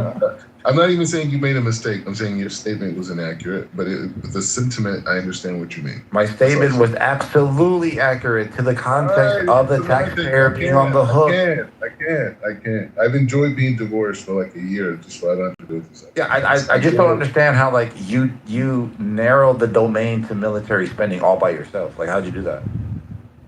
Because normally when people say okay, there you go. Thank you. Conflict, they're talking about military spending. Right. Normally, right? Okay, so you have a different thing. Okay, I'm learning, Like, or you can come up by unmuting. Yeah, we're talking about a different thing. I just don't understand like why these people don't understand that this conflict right here carries more of a United States interest than Ukraine does. We spent 195 billion. No, gentlemen, we spent 195 billion dollars in Ukraine since February of 2022. According to the U.S. Okay, Samoa, just let me finish a sentence. According to Congress's website. So you can say that, and we've spent 37.5 billion since we've been in Iran as of July 26th, 2026. We're on track because this is going to be a 5-year war in Iran, or at least a 3-year or 4-year until our next president. Oh my God! Until our next president comes into office. Absolutely we are not. Samoa, you know what? You are just like you remind me of my 4-year-old grandson that has no self-control with his mouth. None. You need to learn to listen, not listen to respond. Discipline us. Get him. She said it's going to be a 3-year war, bro. Crazy. Donald Trump, your boyfriend, Donald Trump, said that we would be out of there in 60 days. How long have we been now? So we're not. For the next generation after us to have a more perfect union. Next generation. That's my opinion. Oh, the next generation is gonna go have a more perfect union. You kidding me? These fucking people are fucked.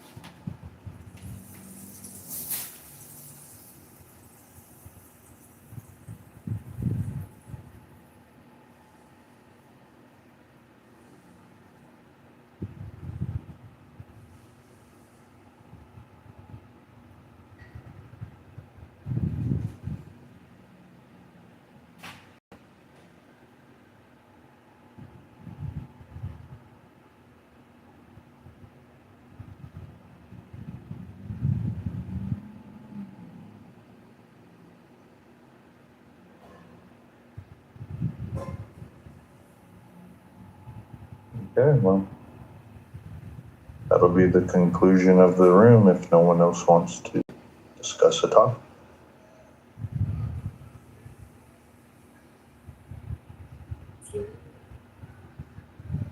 What's up, Joe? Dear Adams. What's up? What's up? I gotta say, I've been impressed with your trolling skills lately. You're one of the top-notch ones on here. You know, I'm a little disappointed in you, Joe. A big part of American history tonight. You know, we lost a few patriots tonight. We really did. Dolly Parton and her tits. That's a whole group right there. And I feel like, you know, you guys just kind of glazed over that. She's done a lot for this country. We love Dolly Parton. Even the president, he's going to have the flags, you know, lowered to half mast for Dolly Parton. God bless Dolly Parton.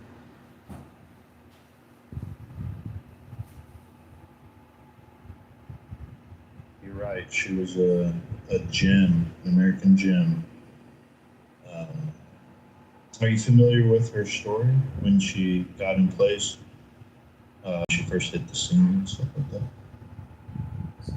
No. Can you care to share it with us?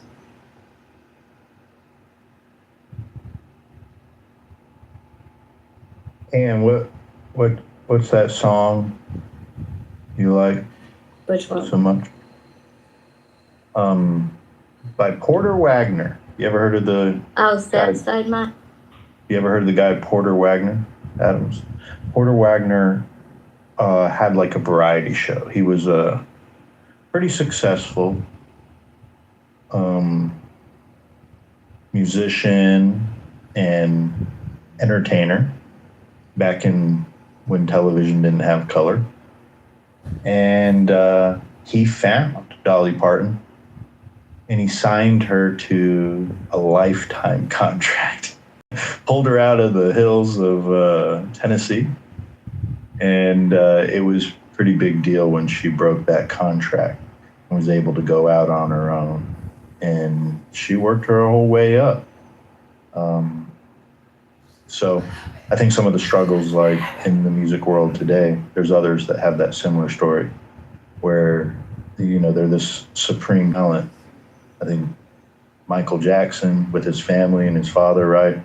I don't know, I'm not familiar with it as much, but maybe Justin Bieber, when he was younger and he got older, had to do something similar. I think there's other musicians that have had to go through that. And these are like your mega stars where they have to like break away from that awful contract.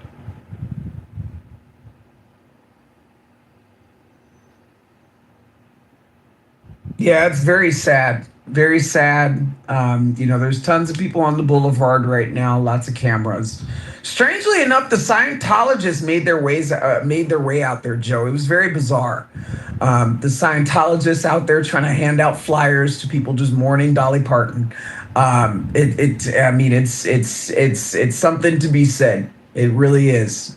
She's a good woman, really good woman. I would say out of anybody in Hollywood, she's probably one of the least problematic celebrities that, you know, we've ever witnessed in our lifetime.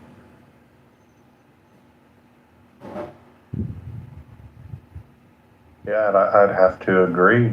I don't think we ever heard anything bad about Dolly Parton. She's about as sweet as could be. And it always shone through her. A lot of people have commented about when you meet her, she's very down to earth and she's just like how you would imagine. And she wasn't full of herself and as successful as she was. And I guess that's a rarity today. And she wasn't trying to tax anybody either. You know, I said it the other night and I feel bad, which is why I had to say it. I was like, damn it. You know, the Democrats, if there's anybody that's going to go this election season, it probably should be Jane Fonda. But, you know, Dolly Parton never tried to tax anybody. I heard she actually left a part of her royalties to underprivileged black children in Tennessee. I Will Always Love You, that song that Whitney Houston, did a wonderful job, but Dolly Parton wrote and performed before Whitney Houston. Dolly Parton's a kind soul, really kind soul, better than Jane Fonda. And a much better wig, too.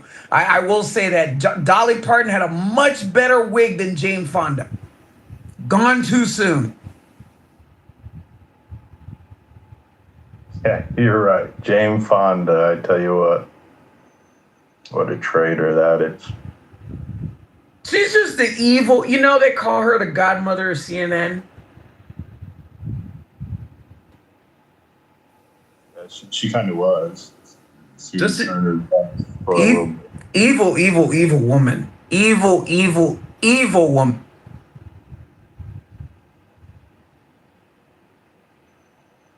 I always imagined that it was Jane Fonda and Ted Turner that constructed the Georgia Guidestones that have now been taken down. Are you familiar with what the Guidestones said? Do you remember that, internet? No, but I'd be interested to know if there's anything in the Epstein files about a picture of Jane Fonda over a mantle somewhere on Epstein Island. I'm sure there's probably one. Yeah, I'm not aware of the whole Epstein story. Maybe we got someone in the audience that is an expert on it. But essentially what the Georgia Guidestones were about were depopulation of the entire world, wanting to slim the population down to around 500,000 people. And this was the type of rhetoric that was going on back in the 60s and 70s by some of these more extreme left-wing antagonists. I'll see if I can find the old story on the Georgia.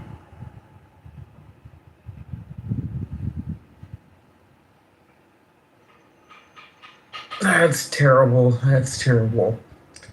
So who do you think's going next, Joe? Say it again. What was your question? So who do you think's going next, Joe? Oh, I guess it goes in threes, right? Yep. Are we going to take bets on it? Yeah. What's Cauchy say? I don't know. I heard Dick Van Dyke is still alive.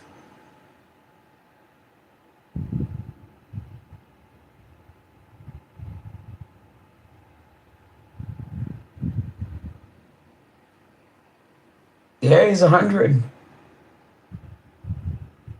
That's getting up there. I couldn't imagine living to 100 years. I don't think I'll make it.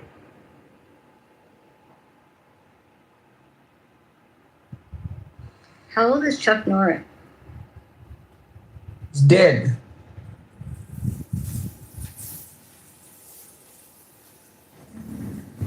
That was recent, wasn't it?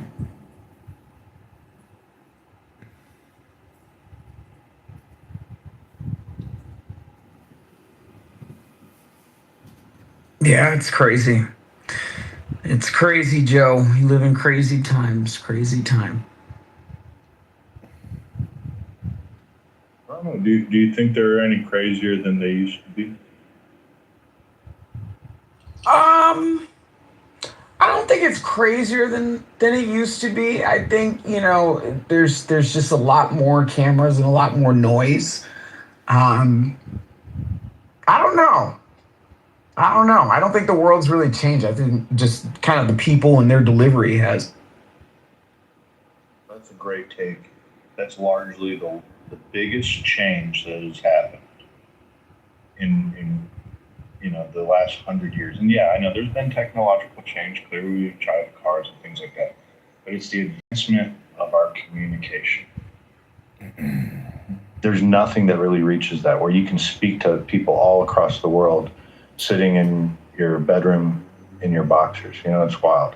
It's like the ability to get a news story out. Depressed fuckers right in the face too, with a hypothetical, shotgun. What the hell? I know, a bunch of sick murderers. That's what I'm talking about. I know. This is what the DS3. These are the people that we're talking to right here. This is Joe. It's like, how far back did he pre-exist? Like, was he the Logos that Philo talks about? Because Philo talks about that Logos as a second deity, one that's lesser than the Father. Is that how some of the early Christians understood Jesus being? Yeah, so I would just kind of go to that. Some of this stuff about Christology is really messy, so. Yeah.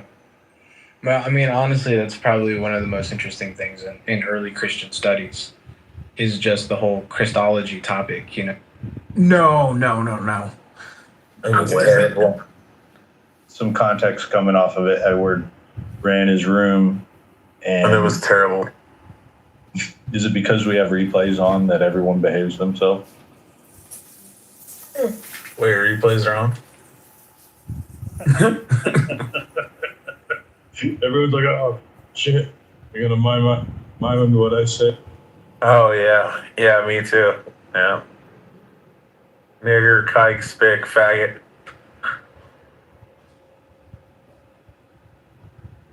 I heard Joe Biden was not doing good. Hopefully he dies soon. What did he get? That terminal for cancer? Hopefully he dies. That's a good bet there, Han. That not a man it's not more deservative.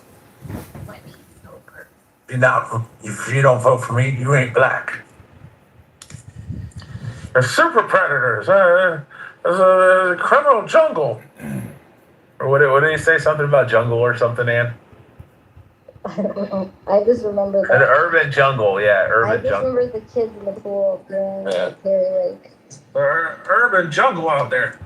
Will the Democrats ever give us better candidate to mock than Hillary Clinton, Joe Biden, and Kamala Harris? I mean, we couldn't have gotten any better during the era of social media to get these three as who we get to talk shit about. I mean, Joe, does the it ever feel like after content after content. Joe, does it ever feel like we're living in a simulation and none of this is real? This is a construct of one of our imaginations. Like Donald Trump is president twice. Simulation theory. Yeah. Yeah.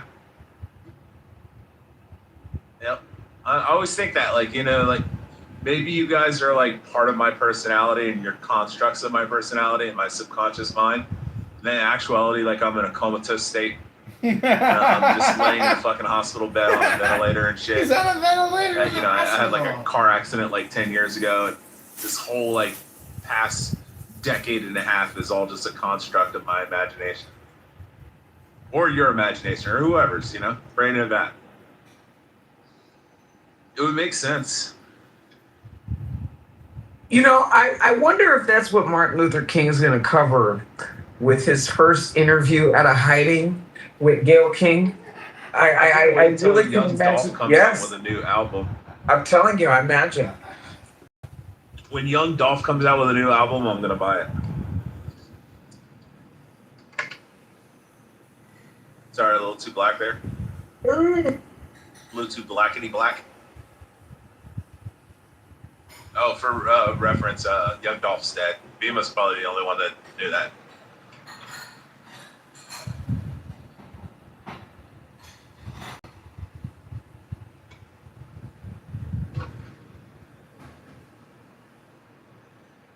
Pepe, how do you feel about the blacks?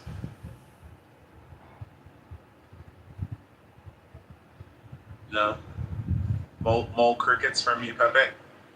Or moon crickets?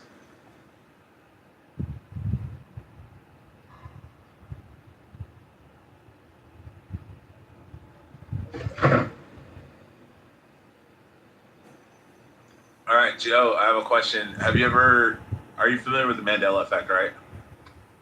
Yes, I am familiar with the Mandela. The idea that we started the Hadron Collider, create a black hole in the center of the Earth, and we're like shifting through parallel universes. So the only one that I can say unequivocally that I can't explain is a situation my dad and I were in Forest Park, Georgia, and we used to go to this Jimmy John's all the time. And one day my dad and I were sitting there and we're like, hey man, you want to go to Jimmy John's? He's like, yeah, let's go to Jimmy John's. And it's literally right out of the front of the warehouse place that we worked at for a company called Forward Air in Forest Park, Georgia, in Atlanta. And we pull out of the fucking plaza, the complex, and immediately when you get up to the traffic light, there's a shopping plaza on the right. There's Jimmy John's right on the corner. We pull up, it's a fucking Mexican restaurant.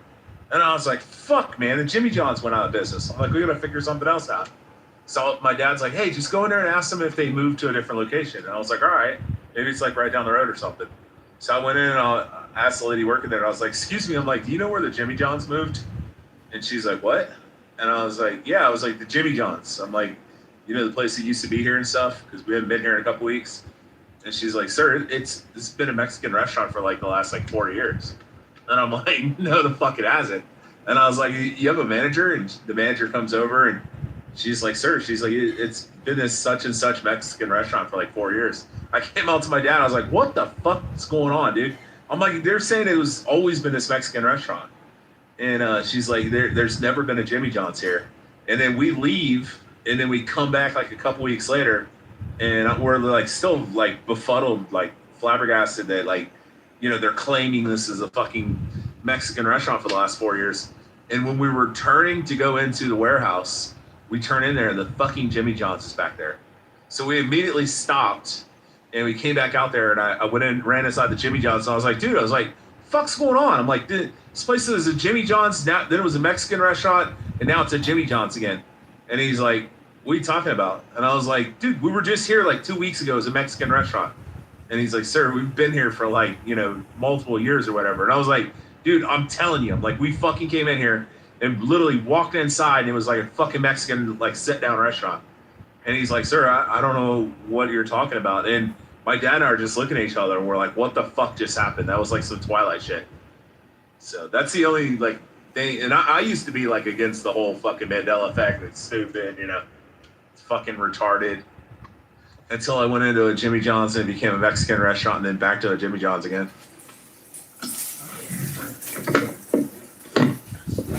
But the most plausible explanation is that I'm in a comatose state and you guys are all real.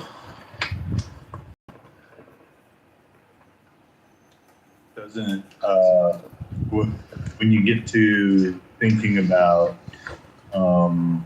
simulation theory, though, isn't that largely what the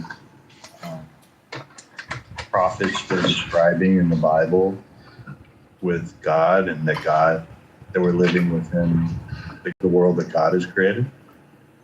I guess. I mean, I don't know. It could be parallel shifting. It could be simulation theory. It could be like a bunch of different shit. Or maybe you're just going fucking crazy, or you're going crazy, and you know, like I said, this is a construct of somebody's imagination. None of us are real. The Jimmy John's wasn't real. And that would be related to we were created in His image. Bro, imagine how bad it would suck to be Adams, though, if this is all like a simulation. All the like anxiety and depression and homosexuality and fighting his gayness. Oh my God! Look at her. Look at her fucking butt. Oh my God! Imagine being a big fat black woman too, a big back.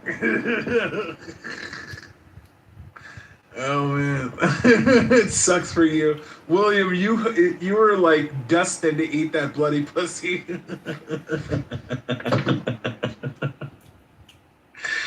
Oh man, poor Wallace. He had no choice in the matter of eating bloody pussy. It was because somebody had a twisted sense of humor. You're probably one of the greatest people to bring along to a party, Rich. I know. Well, imagine being like a jaded, angry black man like Othello, and then to find out that you're like a construct of somebody's subconscious mind and their imagination. You're like the stereotypical trope of a fucking black man, you know, just an angry black man, and I hate the white man and the Jews, and I won't be a fucking black Muslim. It's not even real. You're every stereotypical black man from TV shows that I watched as a child. I constructed you, Othello, in my mind. What is happening? What? We were talking about simulation theory, and then we were talking about if this is all like a Mandela effect and simulation theory. Uh-huh. Uh-huh. Uh-huh. Oh, Yo, imagine being Ray. Derailed conversation. Imagine being Ray, a black. No, I'm just being dead ass. I mean, why are you giving a mic to this fucking retard named Rich? Like, Rich is like the dumbest motherfucker that's in this room that comes on this stage, brings nothing to the table, has nothing intellectual to say. He gets destroyed every single time. He got a phallic symbol in his goddamn PTR. Like, he is a fucking retard. Yeah, and we know. Yeah, and we know why you're doing it that way. We know that you're a degenerate. You dig what I'm saying? You're nothing more than a degenerate fucking motherfucker who sits up here and says, "Oh, 23 for the jungle. It's you." It's a big I just black woke jungle up, snake. man. Is that really a snake? Right, yes, What the it's fuck a is big- that, man? Timothy, it's You know a what I'm big saying? black jungle snake. See, I told you he's a fag. Told you he's a fag. Somebody had this in their PTR, and I was like, "What?"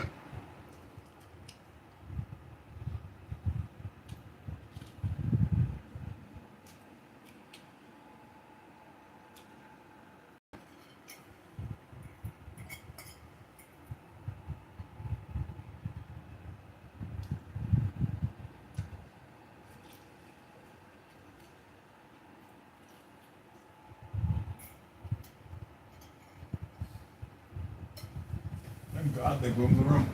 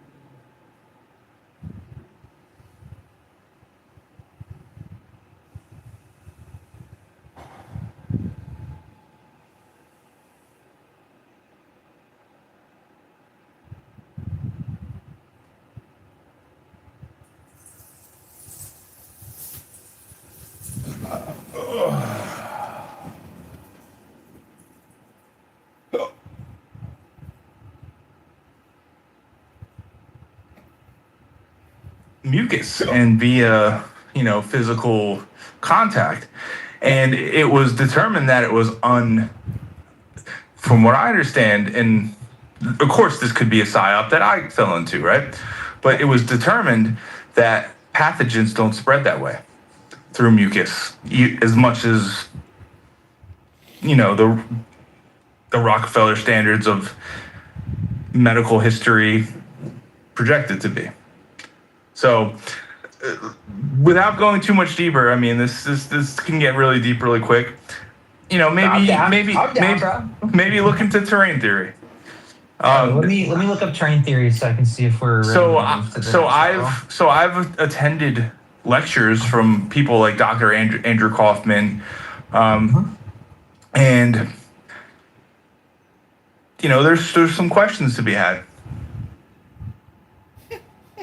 The fact that Yeah, I think terrain theories. Yeah, that's pretty mundane. That's probably why it didn't come to mind. It's just saying that the body plays a role, the topography of the body plays a role as well. And, all right, so I'll sum it up like this: when you were first introduced to the idea of a virus, what was the most basic definition of a virus that you remember? Yeah, dude. When I was first introduced, wait, you mean like? I'm talking about like first grade, like your first grade indoctrination into the concept of viruses. Yeah, I got you. Yeah, it's literally just the definition of a pathogen itself, right? There's no distinction. It's a small virus thing particularly you can't see that makes you sick. Yeah, I mean, in Okay. first grade. And do you remember the fact? Do you remember the detail and the fact where you were taught that a virus is inorganic? No. Okay. Well, that's something I specifically remember being part of that first. Maybe it was fourth grade, whatever. It was somewhere in elementary school where you were taught about the concept of a virus, that it's an inorganic substance. Yeah, your elementary school was a little faster than mine. Okay. All right. Well, even if you Google it right now, you'll see that it's commonly thought by scientists that viruses are inorganic.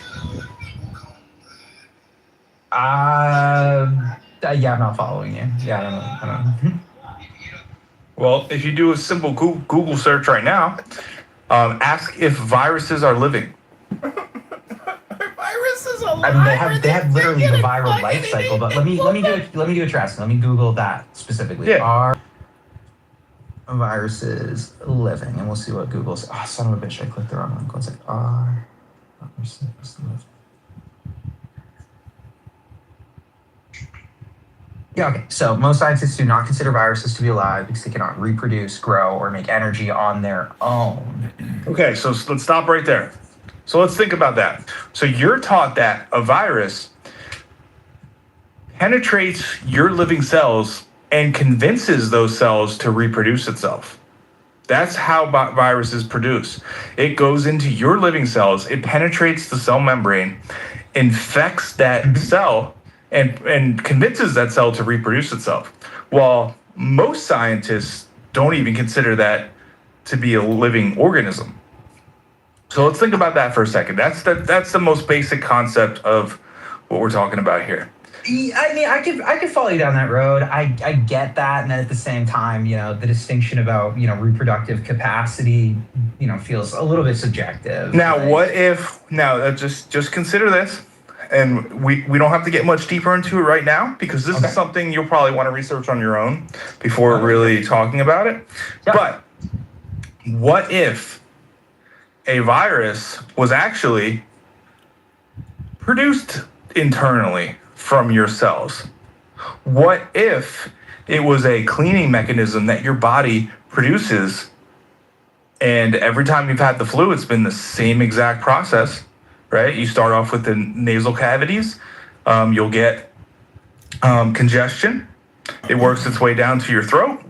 You start to get scratchy throat, and then finally it ends up in the lungs and you start coughing up the green stuff, right? Every single time you've been sick, it's been the same process. What if that was an internal process that your body used as a way to extract toxins, right? What if there was nothing pathogenic to that process at all, except mentally, where your subconscious is seeing other people going through their natural cycles of cleansing their toxic byproducts, and that instinctively kicked in gear your own individual process.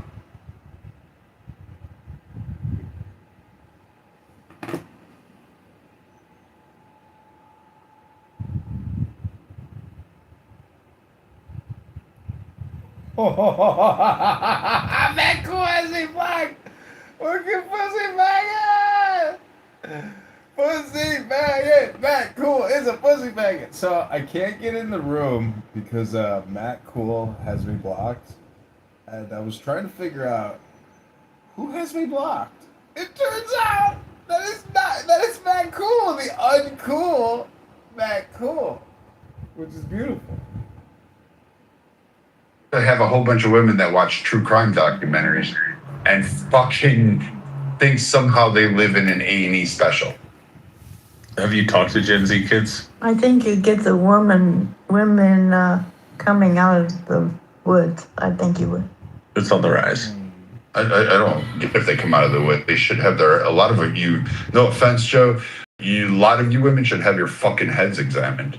Like, at the point where you're going to sit there and cheer on and create GoFundMes for a woman who killed her kids and say, oh, it's the husband that did it, when it's clearly evidence that she did it. Oh, shit. He's about to crash out. Makes no sense. I don't understand this. And Rich, you should just shut up at this point. I mean, seriously. Let's talk about John. Yeah, John's about to crash out. Hello, Kitover. I think we should take every woman that wants to be with the bear for 24 hours and put them in a warehouse with the bear so we can create a gluttonous bear so they can eat them all. Wait, who are you throwing in a bear? Wait, who? Any woman that says that they would spend 24 hours with a bear.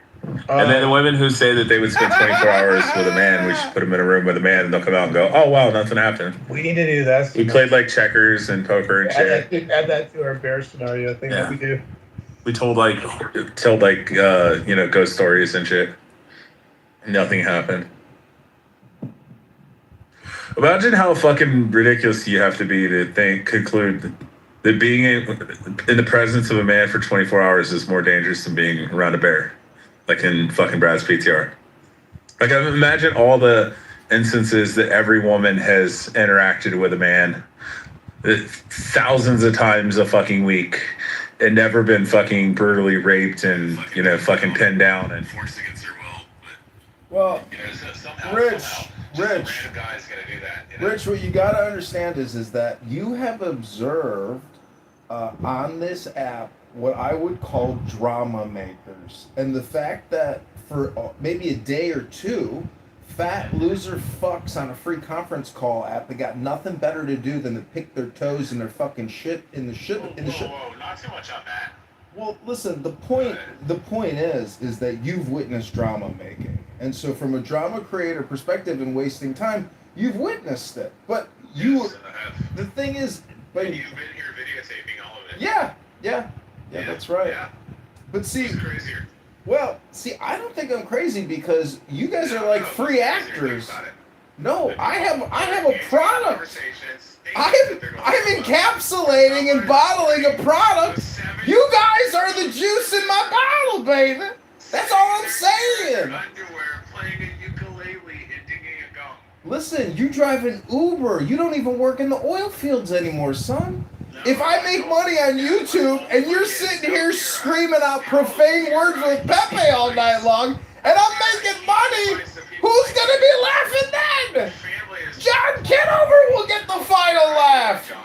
Trust me, Bima will not get the final laugh. I distinctly remember John Kitover saying, "Your family is the most important thing. You can make money. Money's not a big deal." Remember, John? No, being intelligent is an important thing. Coming on Clubhouse and running your fucking mouth 40 hours a week. Listen, Dr. Edward here, aka the most responsible man on the planet, who says he runs a business and he works in death care, comes on here 80 hours a week chit-chatting all day long, repeating himself. You need to practice personal responsibility. Where's your wife? Where's your business, Edward? You're here 60 hours a week chit-chatting. Hello, make it make sense. You got 3,000. I am amazed at how you can get a coherent sentence, Joe, without slurring. Your therapy's getting better. My foot's gonna go right up your ass. Go on, Gibby. Let me fucking tell you. Hi, Casey, my neighbor. KP, remember, are we drunk or are we not drunk? Are you rude or are you fucking rude? Yep, always shall know who you are. Hello, it's Rich. You super motherfucking 3X plus 1 KB? Seriously? Cold ass. Rich. What? KP always remembers that I'm 6'4". That's a big motherfucker.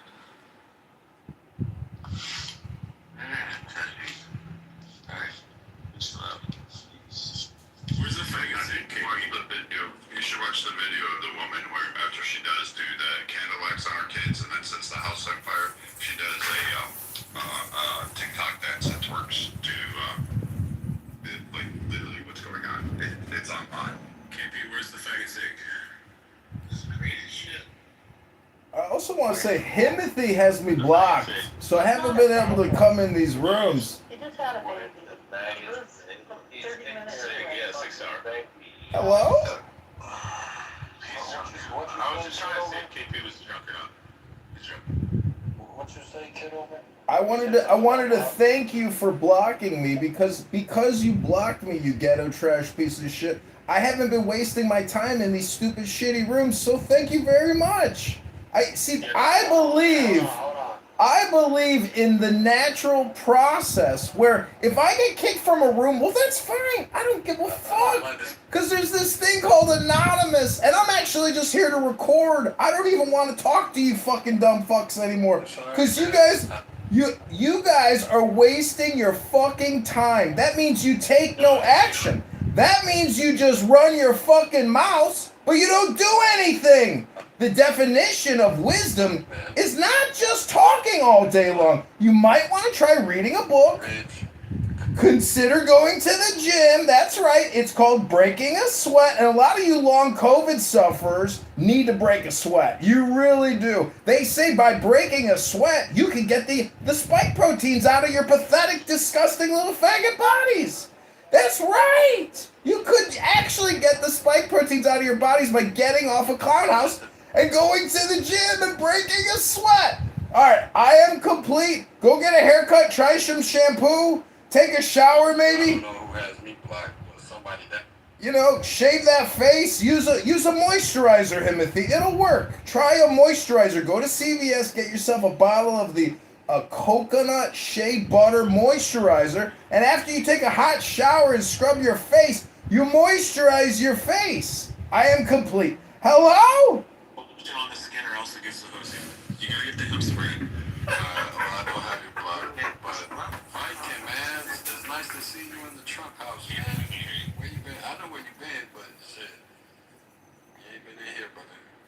Well, you know, if you get booted out and then you're blocked from it, or you know, you get booted out, you can't really come in. So, and so you try to pick it.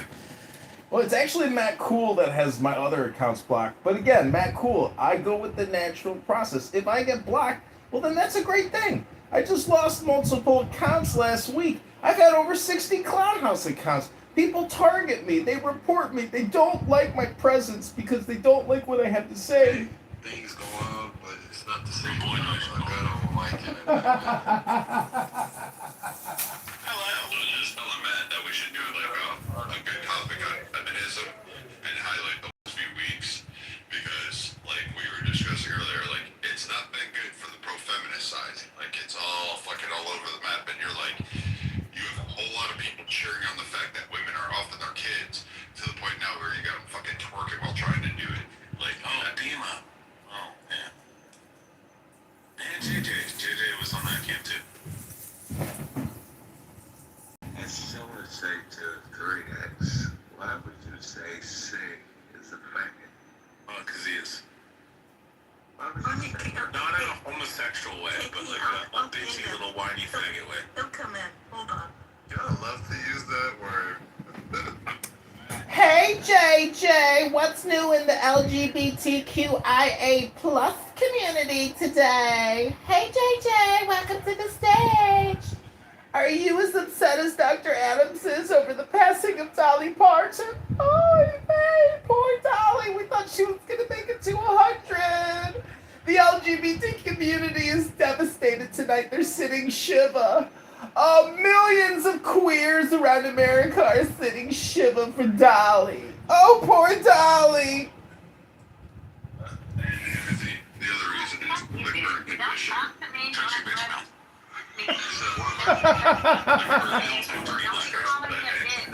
You're inferior to me. You can't address me like that. You can't address.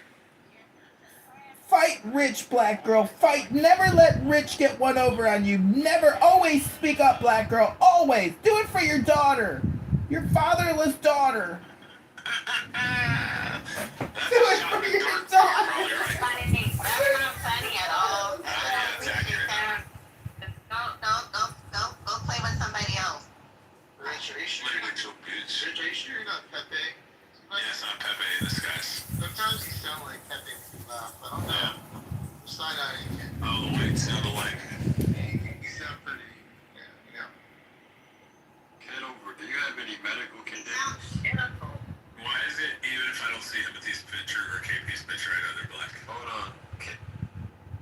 Yeah, my medical condition is wondering why the fuck you're a mod in this fucking house and in these rooms for days or weeks on end now. Who the fuck are you? Who the fuck are you, booger nose? Look at that fucking booger nose. I bet a lot of cocaine been up that booger nose. Do you have any medical conditions? I bet you got that sickle cell anemia. I bet you got that sickle cell anemia. No, I got a sickle cell anemia detection brain, and I think you may got that sickle cell anemia. You got a traumatic brain injury serving our country. That's right. I met an LGBTQIA plus DEICRT employee in the federal government, and my fucking brain exploded like a clown world. I do think that Rich is actually correct, that it's possible I'm living in a coma. Rich, you get this. This is the parallel. Rich, listen to this. You know how you said you thought you were in an amnesia state in a hospital laying in a stretcher and you're just imagining all these personalities? I think that's what's happening to me, Rich. I think I served this country. I'm sitting in a hospital at Walter Reed Hospital, imagining all of this. It's impossible that clown world exists, isn't it? It's got to be impossible for 20,000 U.S. soldiers to go die overseas fighting Islamic jihadists to come back to clown world. Nancy Pelosi's worth 200 million plus. Bill Gates fucking poisoned the planet with Dr. Fauci.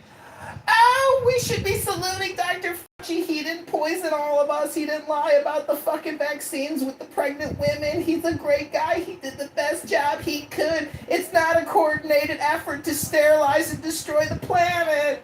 It's not. They don't want to reduce the population of the planet, even though they went on television and told us they're going to do it. We live in fucking clown world. Oh, the mother of clown world is here. Bima, the horsewoman, whose depression, Bima cured her depression through Clown House by talking on chillism all day long. Oh, that's great therapy, Bima. I'm sure it's working out great for you. Congratulations, and guess what? You're back! You're back! Imagine disparaging a veteran Who has a traumatic brain injury from being in service. It's crazy. Yeah, but what you said, 3X, like, I'm not gonna like let that shit go. Yeah, you had to chimp out start saying, while he was talking. No, it's not chimping out. It's calling it. It's being truthful. Yeah, you could have waited until he was done with his submission and spoke. I did. But I did. But like, I came in here. You had to devolve and chimp out. Hold it. No, that's what you say whenever you want to remove yourself from accountability. No, you did. Are you gonna? No, I came Darren's in here. Japanese. He's like, when Darren comes in the room, he's really calm. He's like submissive. When you blacks come in the room, you champ out. You blacks? What? Yeah, whenever somebody says, well, Bima, it's accurate. When somebody says the N-word, all blacks go off their microphone. Weird, because you can literally have a whole entire group. Who's this white boy just said N-word? No. That's how you think about it. I can't argue with you. You angry. Leave me alone. I'm happy. Leave me alone. You angry. I can't argue with you. Leave me alone. You angry. I can't argue with you. Leave me alone. I'm happy. I'm going home. Hello? Hello? Free range would say that. Free range would be like, hey, man, that's not cool. But you uncultured blacks just start screaming and yelling. No. John Kitover started talking about like the Democrats, and you start chipping out. People. John Kitover was talking about the Democrats, and you started deciding. Let's really find out if JJ's even gay. What is the AI plus and LGBTQIA plus? What is the I and the A and the plus stand for? Especially the plus. What is the plus? We should all know what the plus means, right? Everybody here should know what the plus means. The plus means to infinity and beyond, motherfucker. That's what it fucking means. No, it doesn't, you gay bitch. That's not what it means. It means indigenous populations shift sexual roles in the family as needed. You don't even know the history of LGBTQIA+. I looked it up. You don't even know your own history. You don't know the history of your people. You and Dr. Adams don't know the history of your people. Is that the plus? Man, boy. Ew. Yeah, it's called the North NAMBLA, North American Man Boy Love Association. Okay, don't confuse your There's also another group called MAPS, which maps as minor That has nothing attractive to person do. syndrome. That has nothing to do That's with the part LGBT. of the plus. You said to infinity. It includes No, everything. no. I know. I Yeah, didn't you say guys that. include wanting It to fuck include- kids. No. You guys include do. wanting to fuck kids. You That just said starts to in- infinity. That starts in Catholic Wait. churches. What is encapsulate? You want to see kid What is fuckers? encompassed Go to a or Catholic encapsulated church. in infinity? Does it mean everything? No, it doesn't mean everything. So it includes means there's a- pedophiles. No. You said the plus means infinity. because that's where conservative JJ, you men just like simply to do. said Some of you. plus means infinity, which includes everything, No. including kid fuckers. Infinity does not mean everything. Yeah, it does. Infinity means a continuation. To infinity and beyond! LGBTQIA forever! We will conquer Russia and destroy Moscow so we can have our first LGBTQ parade in Red Square. Hooray! Go America! Yay capitalism! One day the LGBTQIA plus flag will be in every country on the entire planet, and we will rule governments throughout the world. Chicago, New York, Miami, LA. Gay people will, the queer world will take over, and you normies will be punished and put in our little LGBTQIA punishment boxes with our pet squirrels. Everybody gets free healthcare. Healthcare is a right. Healthcare is a right. Everyone will get. I just went to the Federal Election Commission. I put in John Kitover's name, and nothing comes up, man.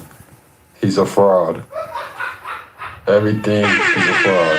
So JJ, you are saying that it does include kid fuckers. No, it does not. I just wanted to let Infinity the includes Clubhouse everything. House know that all that shit in his PTR, he's a fraud, man. It says we do not recognize this person or this type of activity does not exist. Kitover, I'm gonna invite you back up so you can explain this fraud shit.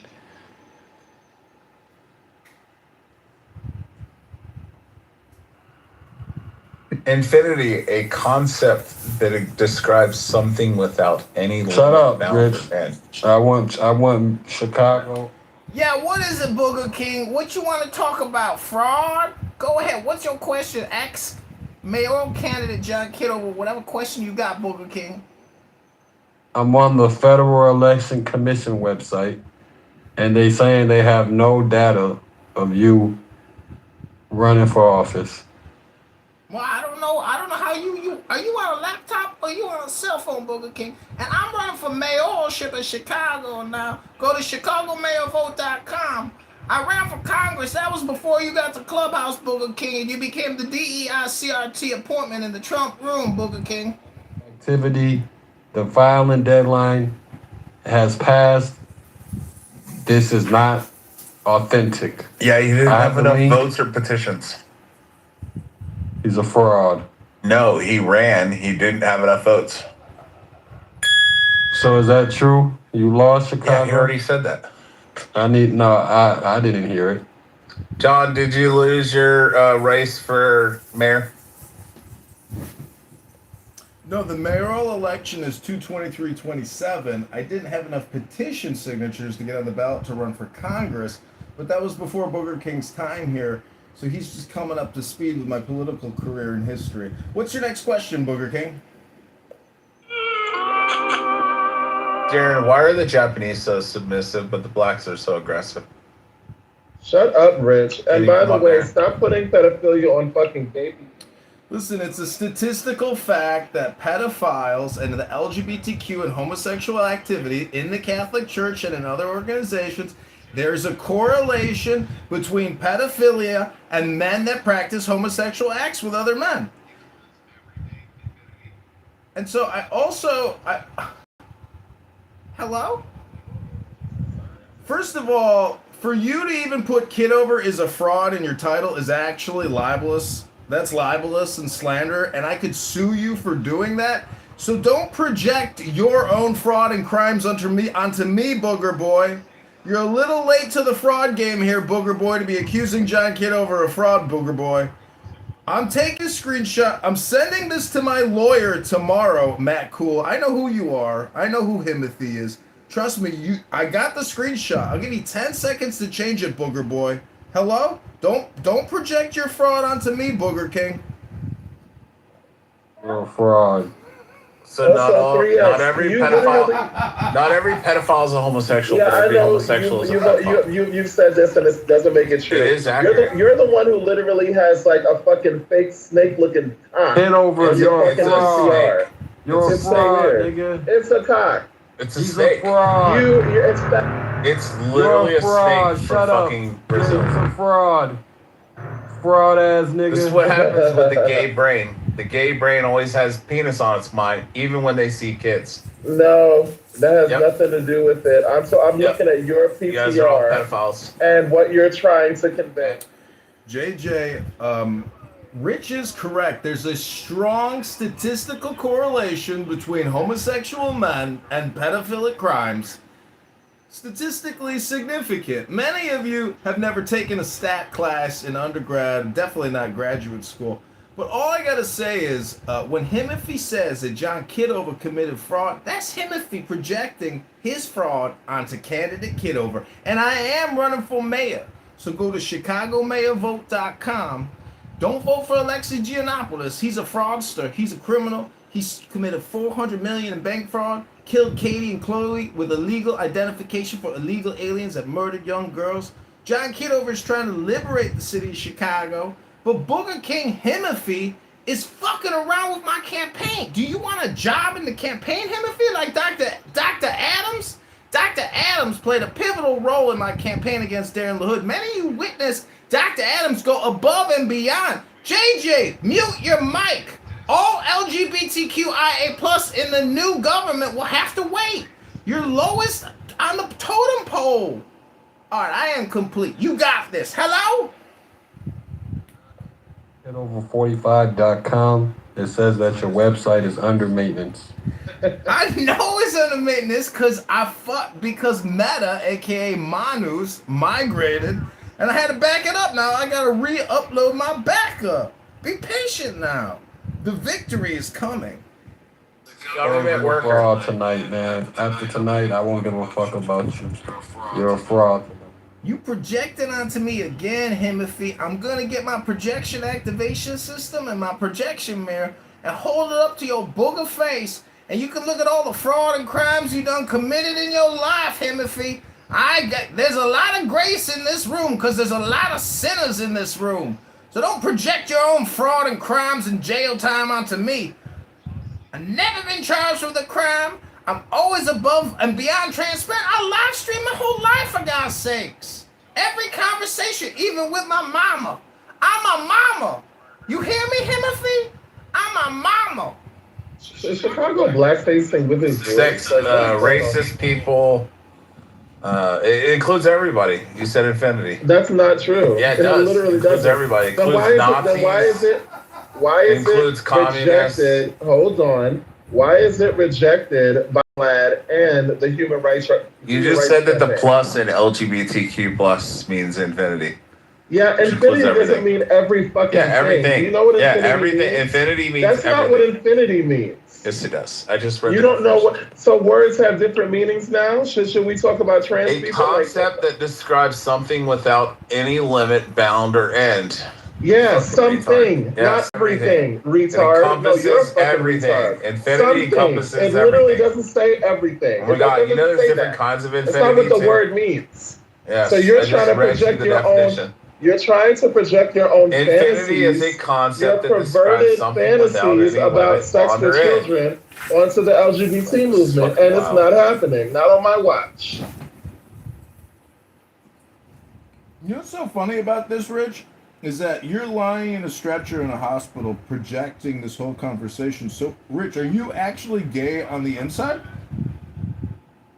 No, JJ is like the stereotypical fucking leftist gay that I constructed in my subconscious What? mind. Smart, intelligent, No, paid, gays are not smart. good looking. Like what the fuck? You guys are Of course. sodomites. You guys fuck each So, other in yeah, the you ass. can use that term if You you fuck want each other in to. the mouth. It doesn't make us any less That doesn't amazing. make you smart. That It makes you does. dumb. No. What makes Are me you smart here, is the fact Joe? that I'm well educated. It makes you hedonistic. Okay. Hedonistic animals that can't control themselves. We're gonna go to the topic. As you know, Dolly Parton is. Thank God. Did you say thank God? He's discussing. Yeah, she was thank pro God she's- LGBT. Oh my God. Well, man. You just said thank God she's dead, man. I just have a quick question for Joe. Yeah, go ahead. Go ahead. Joe, are you there? Yo. Is that you and Ann's PTR? Of course it is. That's me in Ann's. Oh, that's you in real life. Yeah, I exist. Oh, I'm a okay, real yeah. person. I was just curious, man. I kind of figured, but I had to just ask to confirm. Did our last name give it away? Nah, it's it's like just look like the cartoon. Your PTR, you know, The looks like sunglasses. It was the sunglasses, was it? the sunglasses with the beard. It's a caricature of me from social media that was drawn of me from my previous platform. Oh, so y'all know each other in real life? Let's get back on topic here. Matt said, let's talk about Dolly. And the fact is, Matt Cool accused me of not taking this room or this house seriously earlier with Edward and his incredible moderation and entertaining positive vibrations, quite frankly. And he put Pepe in his place today when he Tourette worded out and said the N-word. And so Dolly had great tits. She really did, and she was so hot when she was young. And her songs are very, mimetic and also hypnotic. We lost a great American treasure, and it was probably because of Dr. Fauci and Bill Gates. She probably died from the COVID-19 vaccine. She died from the COVID-19 vaccine. Everybody knows she took the new flu shot booster from Moderna. She took the Moderna flu shot booster against all her fans' advice. We kept messaging her on X, don't take the Moderna. Oh. No, I can't say it. We clearly can't have a room with those two here. What's that deal? What were you gonna say? Oh, I was going to tell Joe. Joe, I was very disappointed in your head shape because I was expecting something exciting like your PTR, and then it was just so symmetrical and. The hell did you expect his head to be? It did look like what his PTR was like. That's wild, man. I'm not used to being the center of the room. You gave yourself some hair, Joe. That's what it is. Are you blushing, Joe? What? Are you blushing over there being the center of the... This is too much attention for a white man in the Trump room. All right. Who wants to kick off their thoughts on Dolly Parton? I do. So shout out to Dolly Parton. She was a national treasure, an American hero, and she supported the LGBT community as she should. So yeah, you know what? She had a lovely everything, not just her tits being gross and whatever, but she did have a nice physique, and more importantly, she had a nice heart and a nice soul. And she made awesome music, and also shout out to Whitney Houston as well, who blew up her song even more, with I Will Always Love You. So RIP to her as well. But I can't even believe that she's gone. She was just such a light, and she's one of those people that, whatever side of the political aisle you're on, or, whoever you were, she was like, she just brought joy to everybody. So I can't even believe that she's gone. I had to do like a double, triple take when I saw this. But, RIP, rest forever. And It's interesting. There's one of the few people where you don't have like you know, like everybody's kind of like on board. You know what I mean? It's like not one side like ripping her down or whatever. So, you know, it's kind of different. You never see that often. And then he just goes to show just what an icon, you know, she ended up being.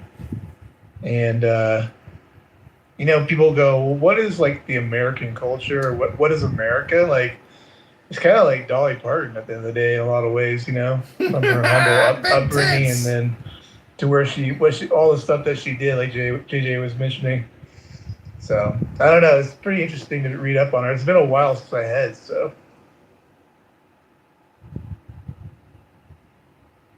Ema, what are your thoughts? You guys have criticized. It's just good. My true thoughts, and I'm happy to hear what JJ said, because I wanted to get. I wasn't too particular. I didn't know that much about Dolly. I remember this one interview, and I just found a little piece of it. If you guys want me to play it, I could play it. But I always liked just this little piece of the interview.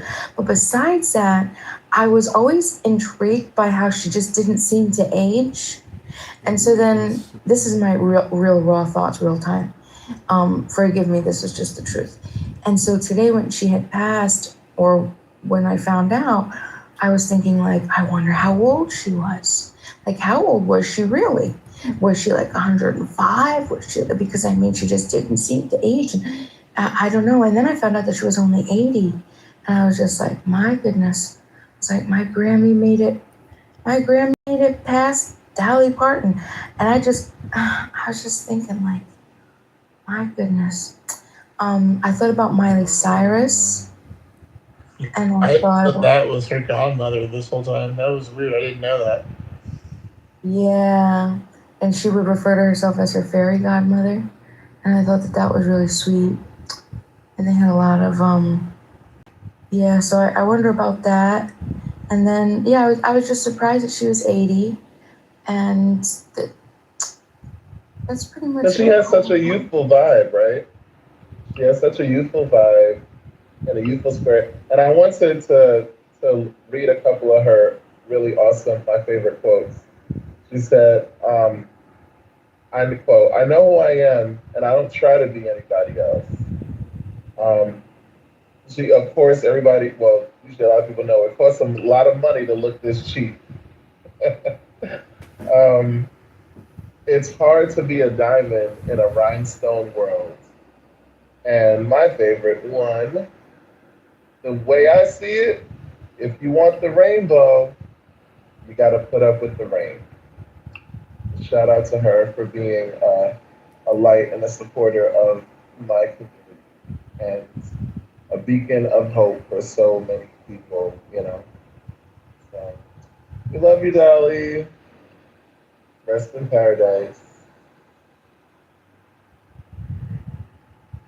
Sure. Joby, do you have any thoughts on her or no?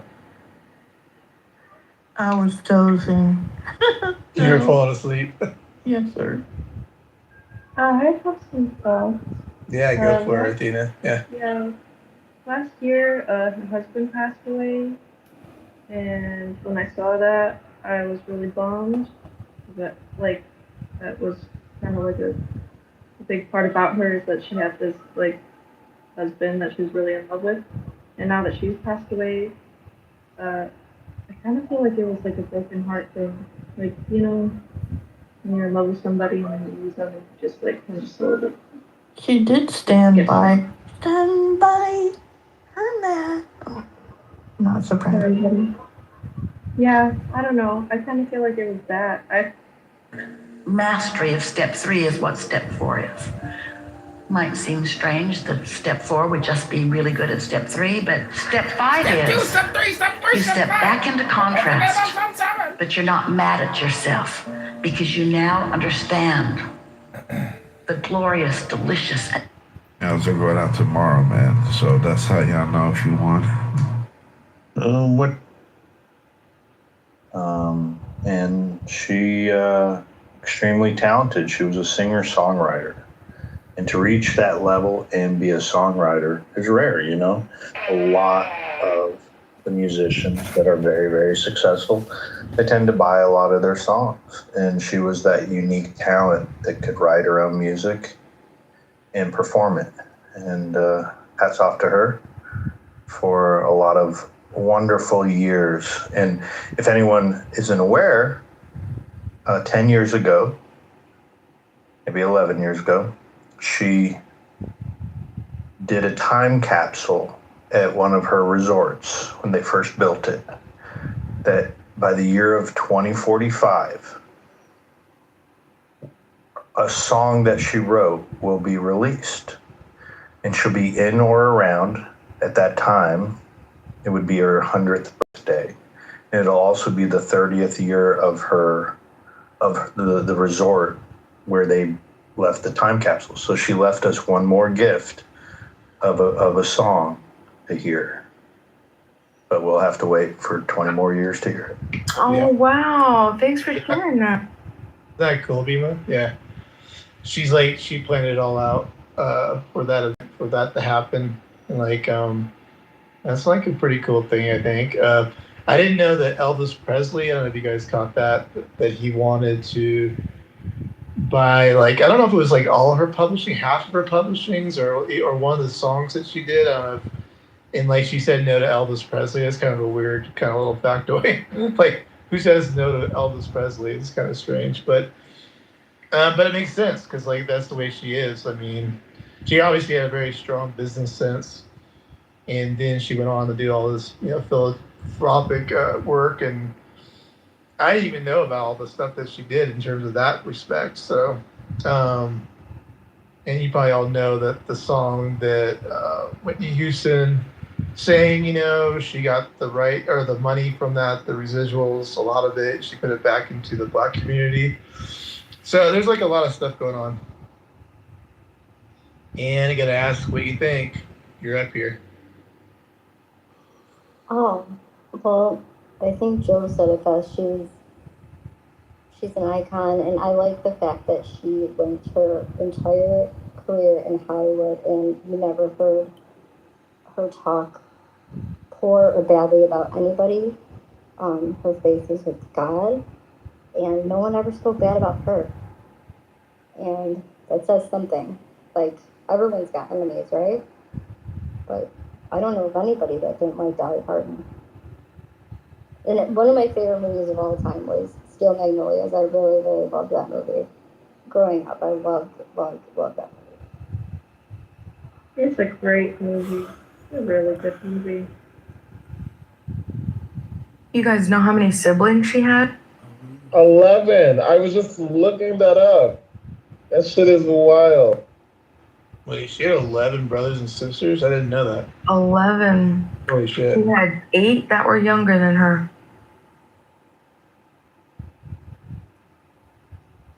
So she was one of the first born. What is it? Would be 2 or 3 then, right?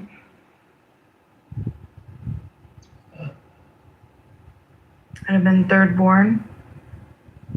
Mm-hmm. I also love that she was respectful of my queen, the one and only Mariah Carey. And in 2002, she said, when an interviewer suggested that she might be a new contender for the Queen of Christmas, she said, "I'm not going to compete with Mariah. You think of Christmas, you think of Mariah. I'm happy to be second in line to her."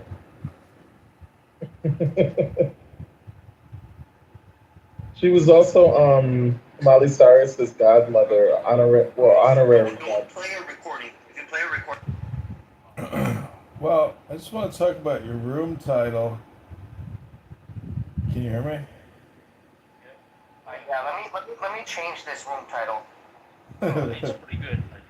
Well, I would say that Clown House, it's always clickbait and opposite titles, so women actually lie and men, use baby wipes. Oh, you think George Bush was a G? Yeah, I mean... Yeah, I'm a bottom. I like women on top. That's what I like. I like a rider. Right. What do you think about the? What do you think about George Bush? There's two ways to look at it. I would tend to say that I think, oh man, it's just like he went straight into the fray, as opposed to like, yeah, but I mean, 20,000 Americans died and 200,000 are seriously injured as a result of his vision. Yeah, I get it, but I'm just telling you that like when you look at the Civil War or your major European wars, when they would line up, and go into battle because of honor, virtue, and manliness, and they would just die by the hundreds of thousands and millions. Like as a soldier, you gotta say like general. I think maybe we should do a counter-offensive flank and do it, in the silence of night, like a guerrilla ninja. Like, I think we got a better chance of winning the war by not dying, General. So I'm just saying that. What's your point? I don't understand. My point is George Bush wasted a lot of money, which, you could say it's like the greatest scam of all time. Well, it's part of it, but the other part is the safety mechanism known as the Federal Reserve, which is the bank and the house of all. So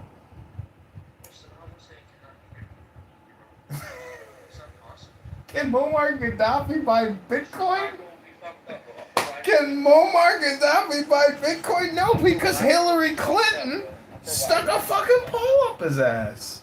I mean, you think George Bush is a G? Bill Clinton and Hillary Clinton and Michelle and Michael Obama are the real G's that carried out George Bush's. Bro, I still got one of your fucking tickets, bro. I gotta go to fucking goddamn Boost Tower and shit. I never actually cashed it. Here are the facts, right? Here's the facts, right? So yes, Biden deserves full marks, 100 out of 100 for what he did in Sudan. Okay, it was Obama. Hillary was his deputy who took care of Libya. Obama took care of Syria. Okay, Obama he had Yemen to his credit. Obama did some good work in he did some good work in Pakistan too with the drone strikes. But hear me out. All these presidents, they built upon the foundational framework that was put forth in place by George Bush Jr. Without George Bush Jr.'s foundational work, none of these presidents, they were basically standing on the shoulder of a giant. Right? George Bush even took care of Lebanon. We didn't hear much about it at the time. George Bush cleaned up Lebanon. Okay, he cleaned that country up. And it was through George Bush's intimidation tactics. The U.S. would say, Saudi Arabia, jump. Saudi Arabia would say, yes, sir, how high? Subservient to American military. The U.S. said, okay, we're going to set up a base in Qatar, in Kuwait, in UAE, okay? And we're going to import liquor and pork for our soldiers. Our soldiers are going to have liquor and pork on those bases. All the countries, Kuwait said yes, sir. Qatar said yes, sir. Saudi said yes, sir. UAE said yes, Love sir. this fucking kid. They didn't have object to any pork or liquor for the U.S. soldiers. Okay. They didn't buy weapons from Russia. If not for George Bush, they would be buying the Russian weapons, which are superior quality. They're not doing it because George Bush intimidated the fuck out of them. Yeah, but that relationship goes all the way back to the grandparents, and the king is still alive. So it goes back because of the Aramco deal. And do you know what the market cap of Aramco is right now? Which king?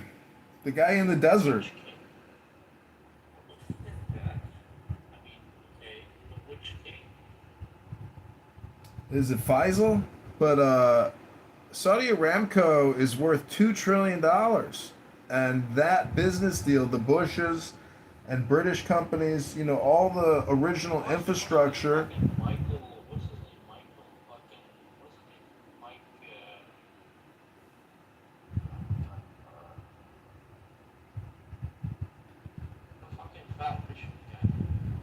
I don't know. Amin Nasser is the CEO of Aramco, which is a $2 trillion corporation. That's a big business. 2 in the chest, 1 in the head. That's the way you do it. I don't trade in the markets anymore. You think I watch too much Michael Moore? No way, dude. He was right though when he said that Donald Trump would get elected because it's a fuck you to the establishment. Hello?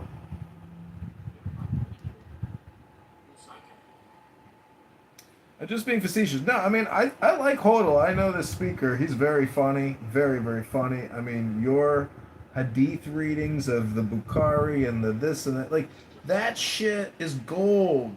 Gold content. It's very funny because,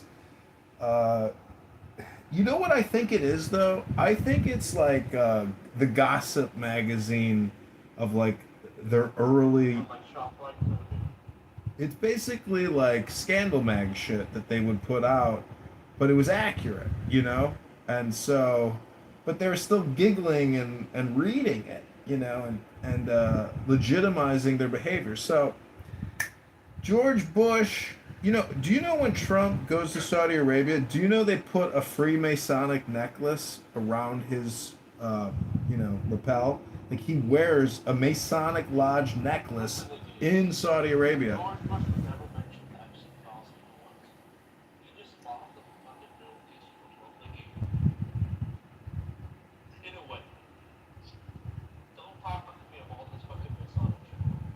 Well, just because George Bush wasn't in the Epstein files doesn't mean that he wasn't well aware of what the Israelis and Epstein and Clinton. Because who do you think Clinton answers to? George Bush Sr., head of the CIA. All roads lead back to George Bush. He is the prima causa of JFK's assassination. All of this deals with JFK's assassination. You know George Bush was part of the skeleton? Yeah, he's a skull and bones man. He's a skull and bones Skull man. and bones, bro. Rudra, you gotta Google that shit. Hello? Trust me. Yeah, they're all skull and bones men. They organize assassinations. They run businesses. They own islands. They have hundreds of billions in assets. And people Who's in there? and people get out. You know what? There are people. Dindu. Dari mani bos banchot soltinas hoge kute. Bindu. Hi, Bindu.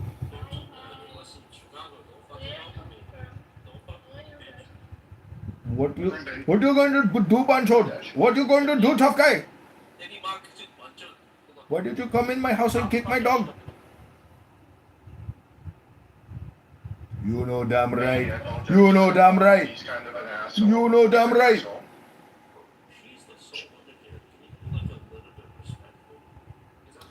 Let me get the door for you, Bindu.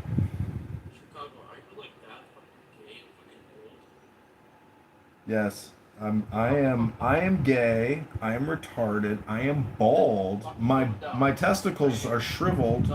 I have to take gas station Go ahead, Bindu G. What's up, Bindu? All right.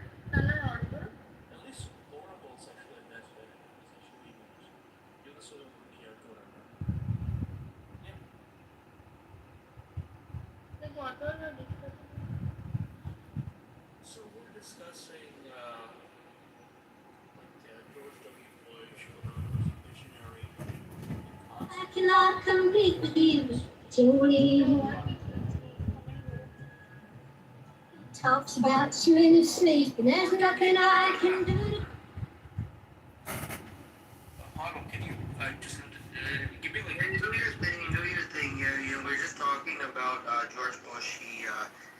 His contributions to America as a president. He would always put on this demeanor that he's clueless, he doesn't know what's going on. But in reality, he was an extremely brilliant guy. Right? He was a Yale undergrad. He was a Harvard MBA. Okay, he was academically gifted, and he had a strategic vision for the United States, which was not a short-term vision. He was the one president who had a foreign policy which was not a short-term foreign policy. He wanted to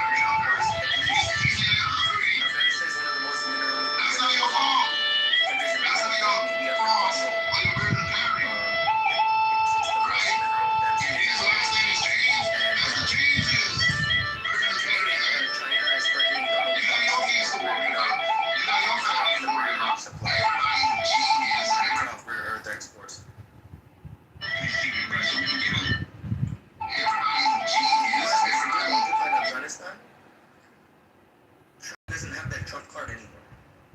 The U.S. has all the rare earths it needs in Afghanistan itself. Okay, George Bush was taking free oil from Iraq. They were filling Just because you went and looked it up, that you understand. I'm going to make sure you understand. For me, a subsidy is financial assistance. Tankers and took off. So much gold. America doesn't have a debt problem. Most of the gold doesn't exist. So there has to be times when America needs to cross a major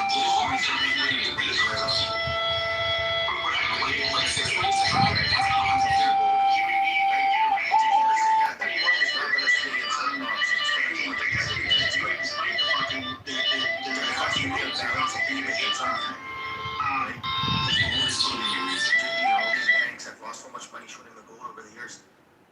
They have to have some physical supply to compensate. In silence of the mind, in every place when I cause my name to be remembered, Iraq had a lot will come to you. Not like Venezuela has some gold. Bless you. Not like Iraq. Iraq had massive treasure trove of gold. By taking the free oil from Iraq and taking nominal rates of oil from Iraq, what George Bush ensured the source and substance is one. You have to remember the economy was good. Do not make prayer mechanical. We're expanding. Let it be a cry for praise. It was a very prosperous period for the United States. With love replaced fear.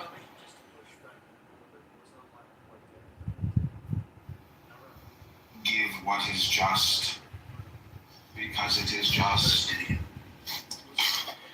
Shimon ben Gamliel said, I grew up among the sages. All my life. George Bush Jr. 1 and 2, right? The so-called war on terror. And don't forget, Dick Cheney is such a huge historical role in that administration that to think it's just George Bush the G, no way. Like, it's Cheney and it's Rumsfeld. Cheney was elected. You're from Chicago. Come on, stop. He made a point. He made a good point. What's going on in his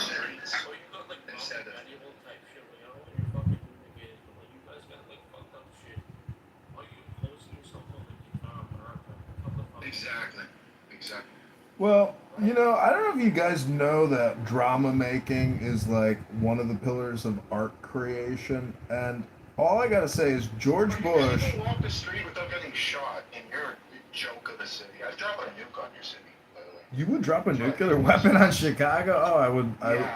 I would pray for the day you come here and have some of our Indian food and fart and smell your own farts. Then you'd be like, oh, I nuked the city with my fucking bunchod farts from fucking Little India, a buffet. Listen, my friends, I have met George W. Bush in the flesh.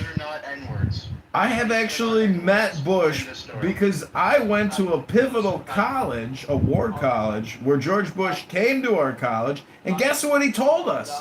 He was withdrawing us from the Russian nuclear missile treaty and developing satellites to engage in space warfare against the Russians. And we were all like, hooah! America! Fuck yeah! 20 years ago, we started investing in outer ship satellite war technology to defeat the Russians because we knew the Russians were up to no good. And for 20 years, we have worked to overturn the Russian government secretly. What did you find in the south side of Chicago? I know there's lots of black people there. Look, we got a black man in the audience. We've got a Jewish black man in the audience. Come on up, black rabbi. Tell these Hindu bancho dindus why they're such sultinas hogya kuttes, such banchols and sultinas hogyas.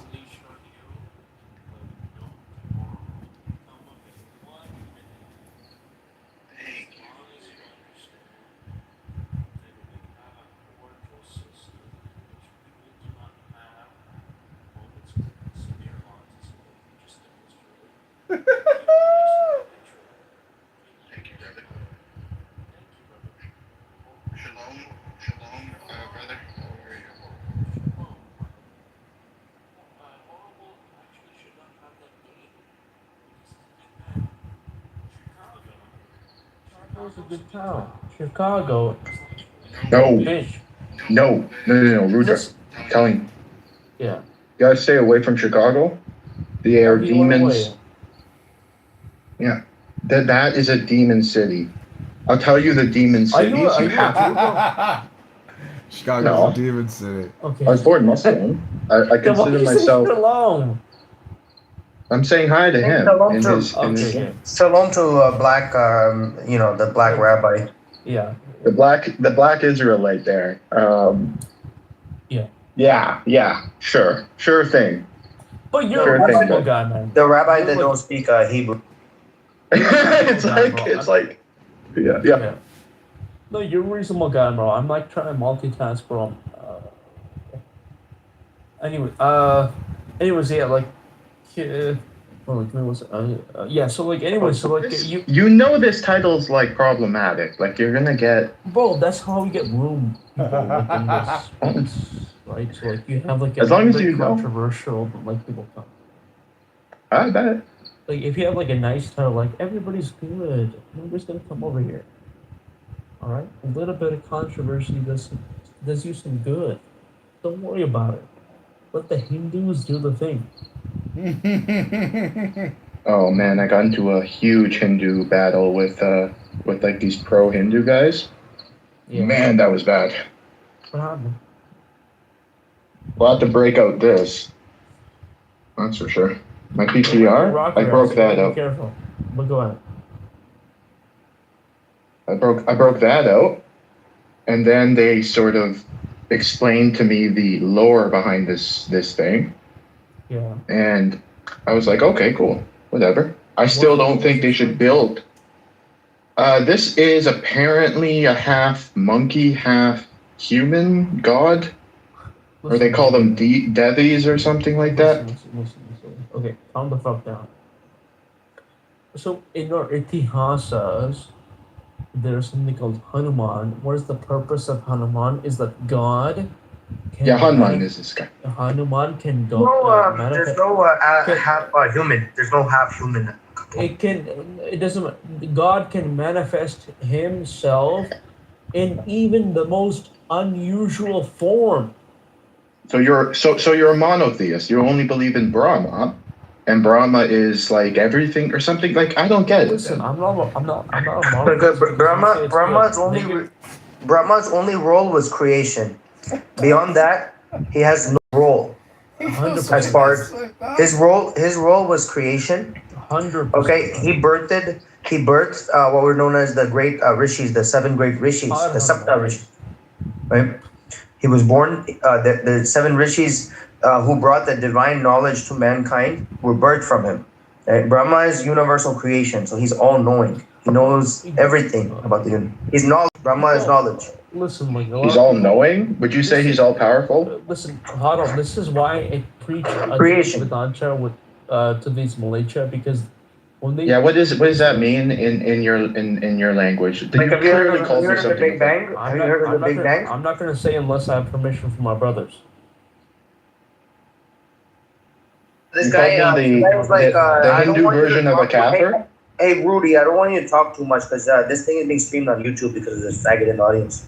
Okay, Rudy? Okay. You got me? Yeah, I don't, who's autistic Listen, now? all I said was this. I love Hinduism, but I don't need to know about the lore and all this sort of stuff. And they've been harassing me. I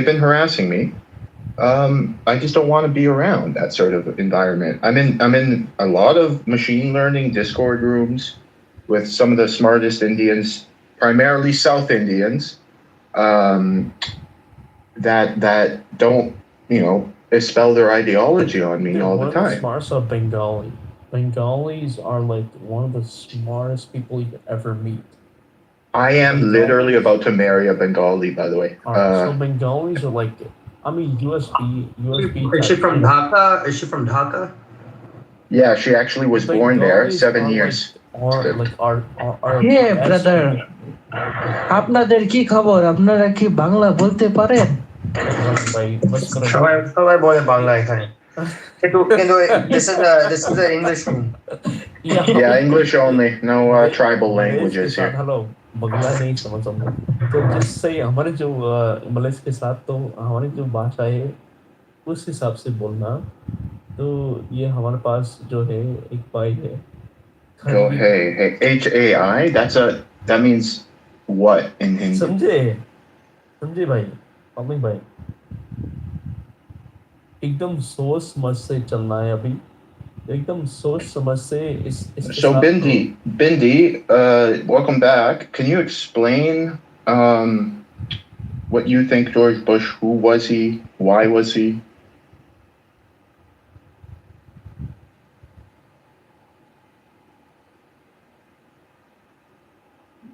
Hello. I'm not aware of the person. I'm from India, and whatever that HODL explained earlier, I'm not aware. बिंदु जी, हमारा लोगों और हम सो हिंदू जो आदमी जो होता है, आपकी सुरक्षा हमारे धर्म है। My baby mom, before she was converted. I'm about to boom this room. Like you're pissing me off. I told you, don't act like an Abrahamic. That's Abrahamic. Look, Abrahamics act this way. Try religion, pushing their religion onto other people. That's how Abrahamics act. I told you, stop it then. Okay, excuse me, my PTR. Do you not think that's pushing your religion? You build a freaking huge statue in the middle. Not. Okay, then don't go there. Don't go to the statue. That's not pushing a religion. That's not meant for you. It's in the middle of the goddamn street, brother. Go fucking put on some visors. Do you think your Dhaka fiance doesn't push a religion? They fucking rape Christian girls in our country. Christian girls can't go to school in our country because they rape the shit out of them. Okay? Dhaka girlfriend's not going to tell you this. Your fiance is not going to tell you. I'm pretty sure I know stories. And by the way, she went to Christian post-secondary and Christian high school. What the fuck, you dude? You're coming up here and trying to shit talk Indians. Go the fuck back to Europe, dude. Why did you Holocaust the Yeah, I just saw I love that we're not fighting today, Abby, by the way. No, Like, isn't it nice? it's nice. On Saturday night, I saw Boys to Men. I love They played in Vegas, and they did some of their music videos, And I didn't realize she was in the music video with them. Mariah? Yes. Yeah. Yeah. They did this Beautiful song. They did that. So the funny thing with they were both writing separate songs, and then I guess their management got them together, and they decided to like bridge those songs together and make One Sweet Day, and that ended up being one of Mariah's 19 #1 Billboard Top 100 hits. It was beautiful. The video of it, the energy that you saw between them was great. And I mean, they still sound, if you ever get to see them, if they come into your town, it's a great show.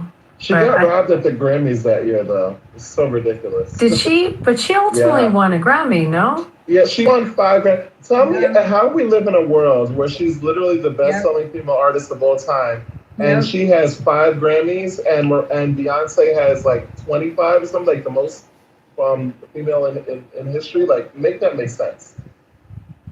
Yeah, those two they don't compare. But Angel, remember when she did the song with Whitney? Like, that was her the only time, actually, like, fun fact, as a Mariah fan, as a land, Whitney Houston was the only female solo artist that she ever recorded a duet with. Isn't that something? People don't know Whitney was so versatile. Yeah. I mean, Whitney, when she was in her sobriety, she was phenomenal. Yeah. The rooms that she sat in and the things that people had planned for her voice, boy, I really wish that was a possibility for her, because one thing I'm telling you, she would outshine Beyonce today. She was still. Oh yeah, of course. Absolutely. Because she had such a natural ability, and she had such a a pure tone and the soul and cadence kind in of her like vocals. It was the cadence in her vocals. You know what I mean? Yeah. It's like it soothed you, and you fell in love, like it. Oh, I can't. What's your favorite Whitney song? Of course, I Will Always Love You. Yeah, I used to sing that, actually. I Will Always Love You. Yes. I think it's just great that Mariah Carey's top song is the Christmas song. Because that's her. That's her spirit for real. Because she's just. I know. I love that about her. Yeah. And it's her. Well, I guess probably will be her last #1, which is kind of wild. And it's such a full circle moment, because she literally came out with the song like 25 years ago. But what you call it? Damn it, what was I gonna say? Oh, I was just listening to "I'm Your Baby" yesterday, like going off on that. Yeah. That's I love that video too. And the way that I remember she came in the studio and just banged that out like real quick. Real quick. Because she had dinner reservations or something, and she just killed that. Right, but that was her. But that was her though, because she can open up her mouth, and she didn't need preparation for her vocals to be ready. That was the thing about Whitney, is that she can be put even those hard days, those hard times watching her. Bobby Christina. Oh my God. I know those being Bobby. Her and who's the other one? Amy. Amy Winehouse. Watching them in the depths of their addiction, but still coming out to perform, there's something about that there. There's something that just really speaks about the artist, like the soul behind the artist, I mean. And I know that's what is a show they call the soul behind. What's that show called on BET? That's where I watched it. Behind Soul Train? No. Is it behind the music? Behind the music, yes. Oh, okay. Yes. It really, I love how they captured the soul behind the artist, Yeah. They did some really good job ones. with that one. Yep. Yeah. I just remember, it's so sad though, because when I think about her, I remember her performing for Michael Jackson, Oh, don't break my heart. I know, and it's like she looked like a skeleton. Like, That's the one I'm talking about. That breaks my heart every time. Oh, because it was Michael. Whoa. It was Michael. I mean, It was Michael. I know, right? Michael, like, oh, the irony of it all. I know. But even, I will say this: her last album, I really did like. I Look to You, but that's where you notice her voice change so much. It's kind of funny because I feel like I kind of feel the same way with Mariah now. I mean, obviously for different reasons. But I noticed like with her latest album is still a slap. It's still banging. But this is the first album from Mariah that I've noticed a significant vocal change. But she still sounds amazing. But I hear it, and I think that was it with Whitney. But even then, in that last album, I loved freaking her single $1 Million Bill. I love that.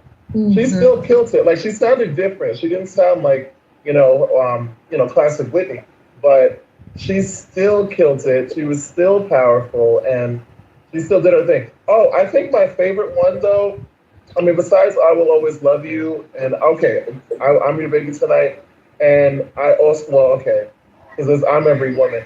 I'm Every Woman, I think I have to give that one, I think, before, because that one, when I'm feeling, my feminine, like. When you're feeling like you want to be a woman, but you can't. Yes. When I'm feeling my transness. No, but it just brings me all the joy, and just to have, and then she got the what is it, like the approval from Shaka, and then had her in the video, and then I knew a singer friend of mine who like passed like young, and that was a song that she used to sing, and we sang together, and it was just it was very, I don't know. Whatchamacallit? And how can we forget? It's Not Right, But It's Okay. I still quote that song. Oh, that's fun. It's like Friday night, you and your boys went out to eat. Whitney was very iconic. It's sad that she went out too soon in the way that she did. And her daughter. It's even more crazy that her daughter died. Yeah, I was saying her daughter. That haunts me. That really does. To their whole family thing haunts me. And Bobby Brown's still alive. Of all the, it's like, really? Can we train? Sometimes God has a way of showing you the guilty without saying a word. That's my own opinion. You know who else I was gonna mention? Tammy Wynette. Oh, who's that? Another country singer. You don't know her? No, I will say I'm not the biggest. Like, I know about 5 country singers. You know, if you count, I love her. Carrie Underwood. Reba McEntire. Huh? Reba McEntire, you know Reba? Yeah. Oh, I love her. I used to watch the Reba show and sing that. So she's like a peer to Dolly and Tammy. Tammy Wynette's fabulous. Yeah, I mean, Abby, come on now, She's okay? fabulous. Oh, gosh. I always joke that, like, when I see people with big hair, that they have her look. And it was so their aesthetic back then, It was just what women did. It was just how you dolled yourself up. Like, I literally think that was the look. I was a Patsy Cline fan. Love Patsy Cline. That was earlier. Yeah, I was gonna say like a way back. Oh, I'm so sad about Dolly. What And yes, about Darren, Tanya I know Tucker? Billy. No one's brought up Tanya Tucker. Joe. Oh, she's amazing too, honey. Oh, and Leanne Rimes. I love Leanne Rimes. I wasn't never really a big fan, but she's all right. Yeah. Well, that song, the song that she did, that apparently she was like 15 or something crazy young when she sang it. and I was just watching like that story because there was like a whole backside to that song because then her and this other singer released that at the same time, and then it was up for like the same award. It was crazy. Does anyone else agree that the country music that's being played today is just not the same? It's just, I mean, it's not like the old hee-haw music. I mean, it's definitely different. Come on, But Garth Brooks.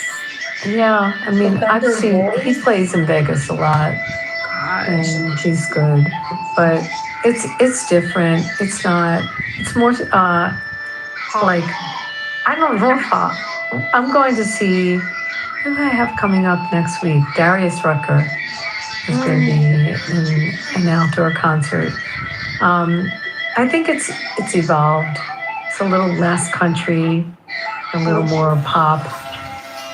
Unless you hear somewhat like a real super traditional one. And there's not that many. Come on, we used to the devil went down to Georgia, used to come on the radio. Man, turn that bitch up and just go at it. The whole point was just to keep up with the pace of the song, like every Garth Brooks song was a hit. Every single Garth Brooks song was a hit. Every single last one. Someone's gone fishing on the Yeah. I'll put a link in the chat in here. Fishing on the other side or something. There's this the last YouTube link I just posted down there, what is called is Smashed Together. And it shows that there's a formula that was decided in or around 20 years ago of what makes a country hit. And that a lot of the songs are the same songs, just interchanged with the choruses and stuff like that. And you'll see they can smash together 7 different modern country songs. And they all are the same song. And these are like top hits at the time. So it was a formula that they've been using. And yes, it's not it's not a conspiracy. It's true that modern country clearly was just shoved down our throats. Very much so. Alan Jackson, he had some good stuff.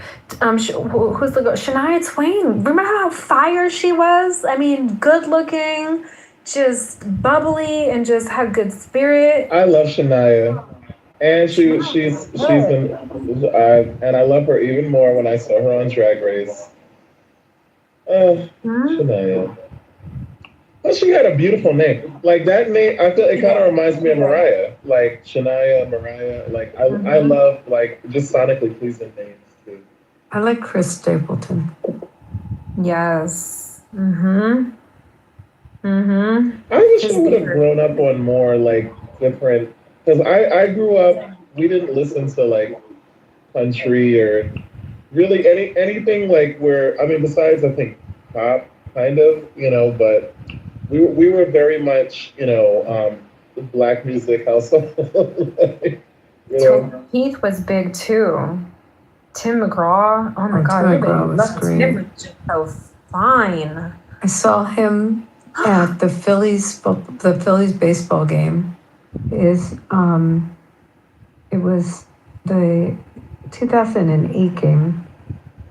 His father, Tug, had played the 1980 World Series, and he came back and was a Phillies fan, and he sang that year.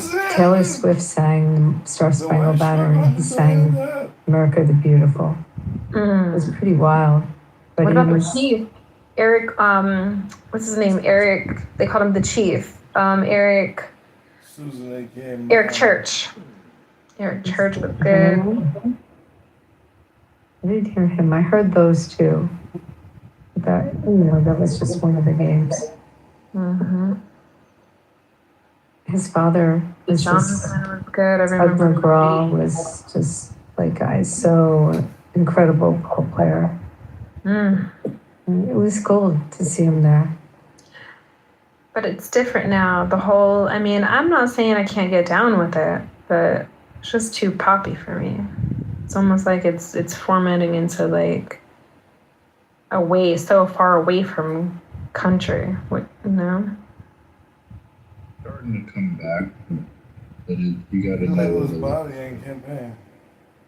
I agree. Well, everybody's into line dancing now, you know, as a whole swag. And I mean, the whole country boots, I mean, the cowboy boots and country vibe, you know, is a... Okay, I gotta ask you this, Angel, because what do you think about Beyonce doing Cowboy Carter and you know, kind of breaking into the country world? Mm-hmm. Yeah. See, I don't... No shade on Beyonce, you know, no shade whatsoever. On Beyonce. He is full to the bone, you know, from Texas, you know, and I get it. I honestly get it, but it's not her, you know, and I think because country is so heavy in Texas the way it is, and she's originally from there, and she has been able to receive the acknowledgement that she has in the music industry, I think, in my opinion, she just feels like she can make space there for her, but I don't think she fits. It just doesn't, country just doesn't, when I think of Beyonce, I don't think of country, and I don't think that she can ever really pull something that genuinely says this is American country. Do you know what I mean? Because when I think of country, I think of American music. And again, you know, we just named a whole bunch of... It's like when Taylor Swift tried to do country. Girl, thank you. That's a perfect way of saying it. She should have just stayed in her poppy lane, you know, just stay over there. But now the way that we're seeing country, right? Now this kind of little remix that they got going on country, I think Beyonce can fit here, but she's never gonna have that she's never... I don't think Beyonce's ever going to produce something that says, yeah, that's American country. Do you know what I mean? It's going to be... Well, here's my thoughts on it. Made-up version of freaking whatever she wants to call country. I think I actually agree with that, but I think a couple of things. One, I think that she did it as kind of like a fuck you to the country world, because there was like a year when she was supposed to perform, when she had performed at like country musical, a lot of backlash and wasn't really welcome. They told her to get the fuck out of here. And and mind you, she's her, so I thought she was already a superstar, and I just think she was just like, oh really, you know, and I think. She thought that they were just going to open arm her because she has this status quo that she does. But the reality is that, Miss B, you don't fit in this lane. Just because you're from Texas and just because you can put on the aesthetic, there's nothing about Beyonce that says true American country. Yeah, I agree with that. I think it's going to be interesting, though, because she was a gimmick. Oh, Rich is back. I just said it's a gimmick. I live in Texas. Nobody considers her country songs to be country. Well, never. No self-respecting person that listens to country music unless they're like some fucking airhead, vapid fucking, you know, schoolgirl type that listens to Beyonce in the first place. That's the only people who want to listen to her country songs. Yeah, but I think it was like more important to kind of prove the point and to open the conversation, you know. And I think now she's actually highlighted like black, like actual like black African American like country singers. Yeah, but like nobody accepts like that gay black guy either. Like that's pop music. Oh God. I mean, he dresses up in a cowboy outfit and he rides a horse and goes, going downtown, ride my horse, you know. What was his name? What are you talking about? Lil Nas X? Yeah, the little faggot kid, yeah. Oh my God! Shut up! The one that dressed up. The one that dressed up as Satan. Yeah, that one. Well, he did that to fuck you for all of the you know, the evangelical fake ass religious people. Nobody who listens to country music listens to his shit. Just pop Well, music. That's all it is. he made a whole lot of money. Got a #1 hit off of it. Yeah, But he's a one-hit wonder. I agree. well, he's still out doing his Kind thing. of like Although that Weekend guy. Like, when's the last time he's put out an album? Yeah. oh, he got into some He he got into some shit. I think he pissed off some of the Wait, did he Illuminati. get into the lust stuff? What did he He- get he- into? No, I don't think it was that. I think he pissed off the Illuminati though, because he got into some shit with the Grammys and no, for real, because he had the biggest song. He's actually like the biggest song on Spotify or something with the lights something song. Yeah, but everybody knew when those guys did their songs that they were just gonna be one-hit wonders. Like nobody looked at them like, wow, these guys I bet are gonna have like 30 albums. No, but you don't. Well, I mean, 30 albums. There's very few artists. No, There's I'm just artists saying, out like there. nobody thought they were gonna go down as like legends of music, and like anybody's gonna talk about them other than they're gonna be on the jukebox like 10 years from now type shit where you're like, oh yeah, that's that song I remember when like I was in high school or college. Like, well, to be fair, that there's one-hit wonder guy. There's not that many artists like days that are like major super. I think that the age of like the super Future, duper Little stars. Boosie, Oh Lord. 2 Chainz, Waka Flocka. Don't listen to Boosie this. started in Hold on. Waka 1999 or Flocka. 2000. Don't be shitting on Waka Flocka because he's one of the conservatives now. 2 So Chainz started in like 2004. a lot of those rappers are Future started conservative. like 2008. It's only been 18 years of like #1 songs nonstop. A lot of those rappers are conservative. But I'm still And Trump supporters. waiting on Young Dolph's new album to drop so I can buy it. Oh gosh. You are a mess, Rich. Play with your bitch. Oh my god. But what you call it? What the heck was I gonna say? Oh yeah, like we're over the age of I think super duper stars. I just think like I just named like 4 of them. those are not superstars. Future? Future's not a Future's not a superstar. superstar. No. Okay. Can I Wait a minute. Okay, Wouldn't you count Taylor Swift as a superstar right now? Like, I mean, she literally had people mortgaging houses to go to a concert. Yeah, I think she's probably the last one because I remember when they were comparing Sabrina her Carpenter's to. hot. Ugh. So yeah, That bitch. Ugh. oh my gosh. I She want to would say never something that's going to give be you the time of day. controversial. Bricked up. Go ahead, Angel. Okay, all right. So here it goes. A good, clean white woman. All right. It's not So, white. Sabrina Carpenter.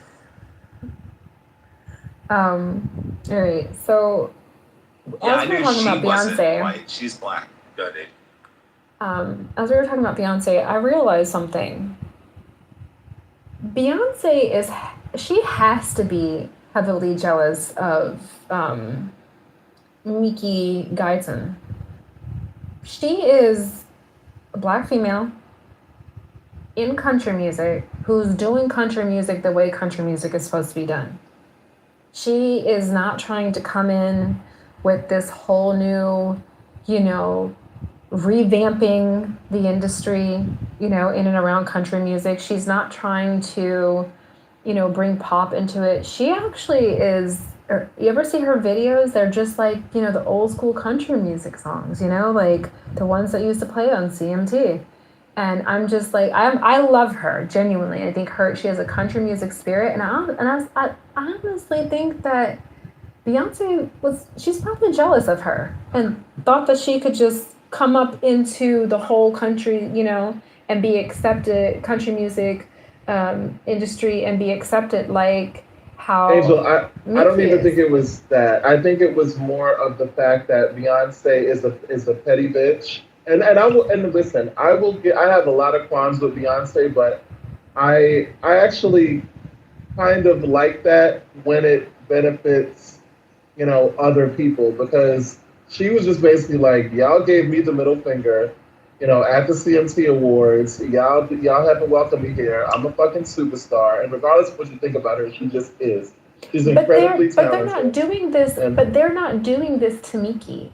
Is my point. No, yeah, because she's a genuine. She's a genuine, right? Yeah, And that's country what I'm star. saying. Beyonce tried to come up in there with Beyonce versus trying to fit herself into the country music industry, because that is a complete, I just want to say this, and I don't know if a lot of people know this, but the country music industry is completely separate from all the other music industries. From all the other music industries, from pop, from rap, from like pop and rap can kind of go, you know what I'm saying, a little bit side by side with each other. You know, there's a lot of overlay there. The country music has never done that until recently. So for someone like Miki being as young and fresh and vibrant as she is and she's, you know, she's young to still be able to sing her songs. She's 43, so. Well, I mean, but I mean, she has that spirit, and she does, and she's so true. I think when I hear her songs, I'm like, yes, this is still American country. But I'll tell you what I didn't like a though. New face. What I didn't like though was when all of this controversy was going on, it got made into a racial issue, and people were there was a lot of people saying that, oh well, you know. Don't you make everything a racial issue? No, I make it a gay issue, as I should. No, you make it a racial issue every time you turn around. No, well, if you're gonna be calling people like N-words, like, come on. No, just like a guy who's completely in the fucking wrong. Something that's abhorrent and atrocious, and you're like, your only guys are saying that because he's black, you know, like, if he was white, it would be different, you know, it's systemic racism, like, you're the well, there's a lot of precedent for that. Exactly. Oh, no, like when Carmelo Anthony, the stabbed Austin. No, well, let's not do Carmelo Anthony. It was a black issue, and, you know, there wasn't no black jurors. Even though they were excused, two of them. So one of them was excused because they said they couldn't be unbiased. The other two was because they were part of the school board, which was, you know, kind of included. Doesn't matter. It was a racial situation, and the boy that was killed was a racist. Carmelo lost his retrial, and now he's going to prison to be the big booty bandit and get fucked in the ass.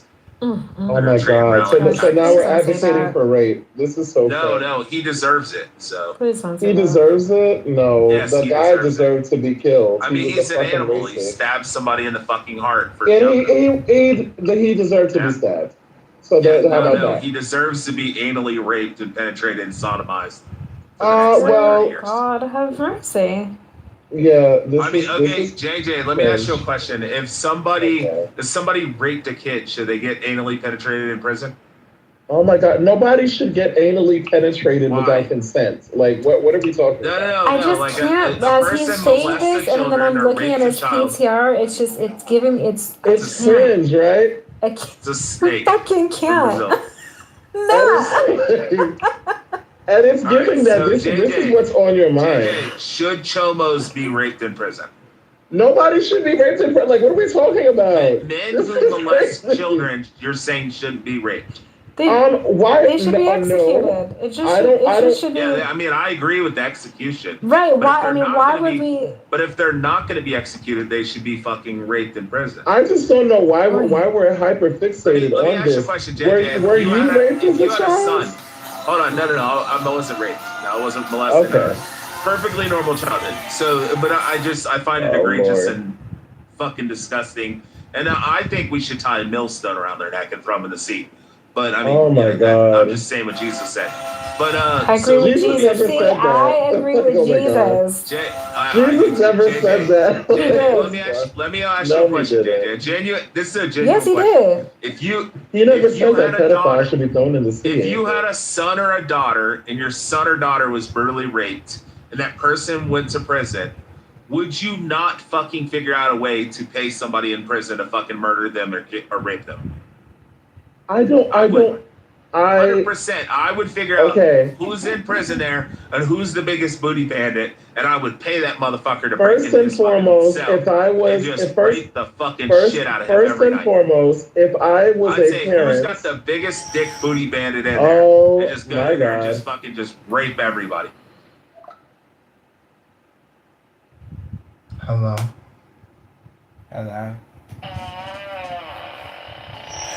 What's happening? Oh, it's the tell of the tape.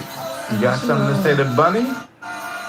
Shasha? Bunny versus Shashai. Yeah, you got something to say to Bunny, Shasha? Fighting out of the red corner. This woman is Is mixed that- martial artist. is- Now we're is gonna Bunny have one versus of the Shashai most next time. I'm looking civilized forward debate. to our debate. I don't know what the fuck you want me to say.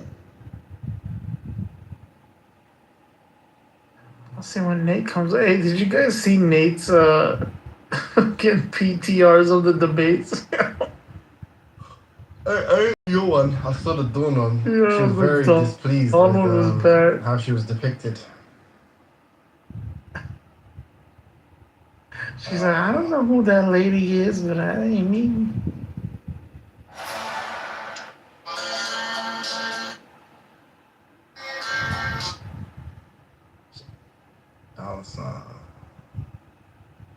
So they're going to give us the topic at the 11th hour. Is that what they're planning on No fucking idea. doing? Bro, it's wild shit. Like, there's no schedule, nothing, and I come in, and next thing I know that Red Rum and Monica were done with their debate, and I'm like, what the fuck? They said it was gonna be on Friday. It's Wednesday today, isn't it? No, Monica tried to say Friday, and then Yeah. but then she's like Thursday. Nah, You there's guys like said 17 more debates to go, so we gotta Bruh. get this through by the end of the week. Do you know what probably happened? Yeah, she tried to prolong it, and then she saw how like little there was to fear when Florida debated Dawn, and then she saw like the fact that Dawn actually won, and I think that gave her confidence. So she was like, actually, there's an opening in my schedule. No, it was Red Rum. They were gonna postpone it till tomorrow or like later on. And Red Rum's like, fuck it, let's do it right now. Oh, okay. Well, I thought she said something like she can do it on Thursday or something like that. But I don't know. And I'm glad we got ours done with that. Bro, she blamed it on Brad. Bro, I got out of the gym, I was driving home, and I'm over here like, fuck, when should we do it? That's Like, why maybe you were tomorrow, maybe aggressive. Thursday. That's why And then you I were was like, you know what? Now let's do it now. What did you say? That's why I was aggressive. Yeah, after the gym.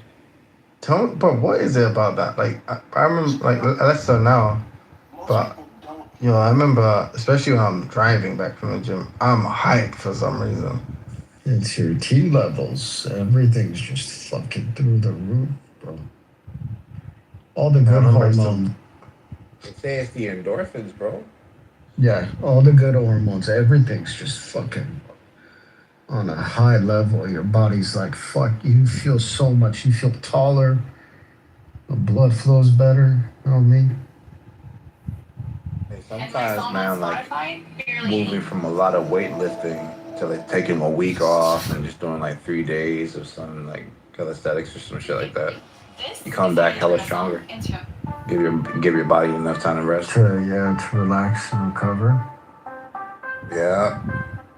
Yo, Samoa, you guys got fucking mosquitoes up there? Yep. Hello? What type of Fucking question is that? dying. Nah, cause like there's no mosquitoes in the Bay Area, like in San Francisco, cause it's sea level and it's cold. So I was assuming Seattle area would be cold too, but I don't know if you guys have seen. Bro, we've been hitting 85 degrees, like non-fucking stop. Yo, 84, I would 85. fucking take 85. I would give up like my fucking pinky toe. Bro, it's bad this 85 week. Yeah, it's bad this week for us. It's fucking nasty. Yo, I didn't sleep at all last night. I was fighting a mosquito and the heat. You haven't got an AC? Or fan? No, man, my building's old, so the AC makes a fuck ton of noise. Oh, shit. So I don't turn it on because my folks will wake up. Yeah, I can't either, bro. I fucking would wake up. I don't have the AC on. It's bad. I don't know how you guys, people can sleep in this heat. Poor. You can wake up and you're like fucking drenched and shit. I have kitty sweat that I need to worry about. Shasha knows what I'm talking about.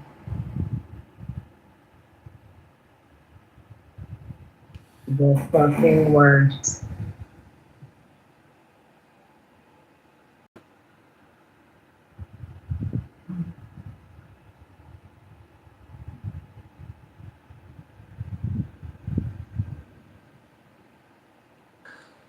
Bro, my guy Alexander was like, red rum failed.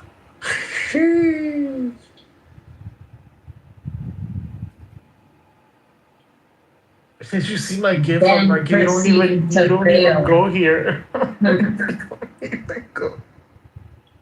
Bro, that nigga, bro. I don't know what happened to Eric, bro. When he was like, yeah, if it would have been 92% black people, people would have died. I was like, what?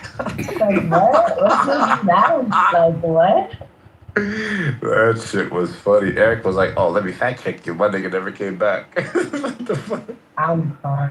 How can you fact check that? That's just a, like, assumption. No, he was fact checking the claim that Officer Byrd, black dude, shot Ashley Babbitt through the window. I don't know why he tried to repeat that. It was a Like, hate that crime. wasn't smart. It was a hate crime. He specifically picked out the only woman there, white woman there. Yeah, Popped her. All the black people that were around, he picked a white woman? What the Out of fuck? all people, though, like, come on, bro. Yep. Hey, you know her family got like $5 million. Which is insane because she was breaking the law. What the hell? Nigga, what does that mean? She should have been shot. Like a lot of people My should boy have. should have been shot. Oh shit. Alright, shoplifters, watch out for a drop.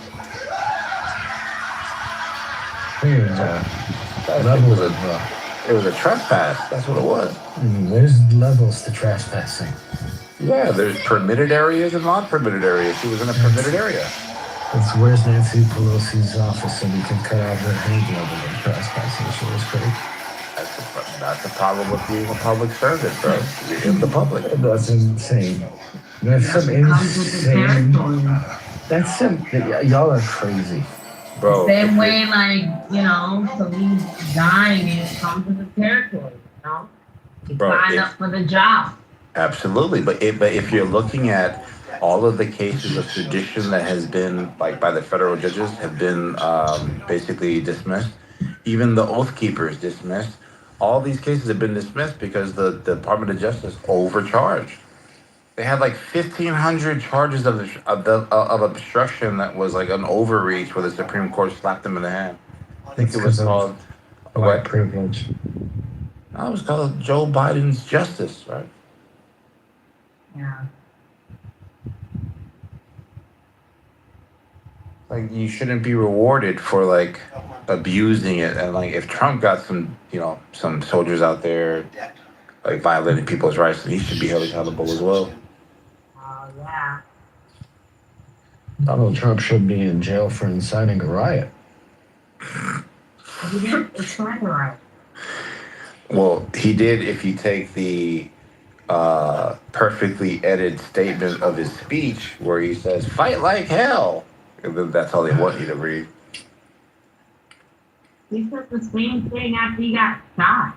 Bro, I got lied to right now. I was told there was Gatorade Zero outside, and there's no Gatorade Zero outside. I'm just fucking crazy. Dude, I bought a tub of 9 gallons worth of Gatorade fucking powder. I think it's like Glacier or like Arctic Freeze or something.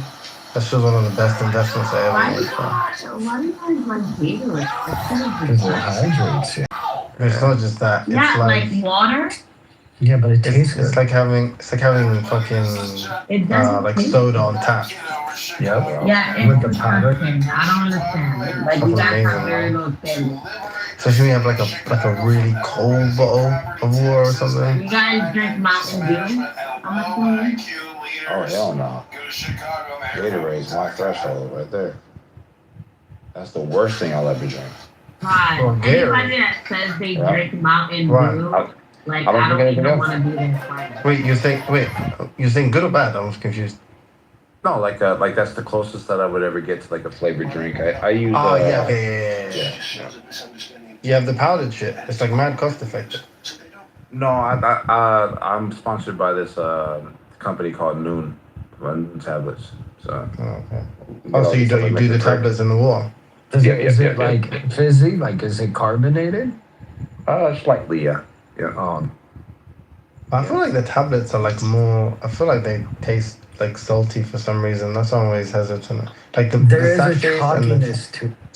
Oh yeah, because it has salt in it, or it has sodium in it. Yeah. No, but even the powder has sodium in it, but it's like I don't know. Like I haven't for tried them these, though, so. yeah, for the tablets, it's 1%, or not 1%, but 1 gram of sugar. So that has You guys don't just like water, you know? Of course. Yeah, you can walk and chew gum. Water's good. Can you? I drink every time I go out. You need extra hydration sometimes. Hey, do you guys believe in that hype about the branched chain amino acid joint? Which one? You know the branched chain amino acids? BCAAs. Yeah. Yep. What about them? Do you guys use them? Nah. I think Incan does. I kind of like them just because of the flavor, because it kind of spiced up the drink of the lemon juice and the electrolyte tablets. It's like intra workout, isn't it? Yep. It's like during your workout, yeah. Dude, do you guys remember beta alanine? Yeah. Yeah, Isn't that in a lot of the health, like the what do you call it? The drinks, the canned drinks. Energy drinks or pre-workouts? The energy drinks, yeah. Yeah. Like the C4s and shit? Yeah, it's in the pre-workouts. It's supposed to be like for endurance or something like that, but it gives you that tingling. Yeah, it's that. Yeah. It makes you. It's supposed to help you with soreness, like lactic acid production is decreased. I hated that shit on BCAAs. Then only one candidate. But it kind of like gives you that sense of, oh, it's working. Yeah, but that itch is weird. Yeah. You know the only like. So I like it's a welcome distraction because it's tasty. So I like Monster for that reason. But the only real thing I could say it helps in terms of like functionally when it comes to training is it suppresses hunger for me. Like I can train fasted, just down a fucking Monster, and I'm not really hungry while I'm training. Have you tried straight caffeine instead of all the fucking chlorine and fucking additives? From what, for instance? I do a quad shot right before I go lift weights or do like cardio coffee or anything. Yeah. I don't like coffee. No, I don't take pre-workouts and energy drinks because I drink so much coffee throughout the day that when I take the pre-workout, it just. I don't really drink coffee, so. I can't do the caffeine. I can't do the caffeine, bro, because it kind of. I've been kind of, you know how it's supposed to constrict your blood vessels or whatever. Mm-hmm. And I'm looking for like the nitric oxide, like blood vessel dilation. That's what I'm looking for. What does that mean? Like like what's the reason or what No, like caffeine gets me kind of hyper where I can't calm down like before every lift. You know what I mean? Like I don't like to be rushed. I don't like my heart rate to be rushed. You know what I mean? I like to go at the weights at a calm pace. Mm. Gives you like a head high for me. Caffeine does. Yeah. Oh yeah. I do 12 shots by the time I'm at the gym. Right now, I just. What time? 5:45 for 3. Damn. Jesus Christ. Yeah, bro. I was a refrigerator, bro. Massive. So you didn't one rep max. You don't know your 1 rep maxes or. No, like back then, like lifting that type of weight, the 1 rep max really didn't make any sense. So that's just when I stopped at that point. That was the heaviest I ever got. How much did you weigh at the time? 370.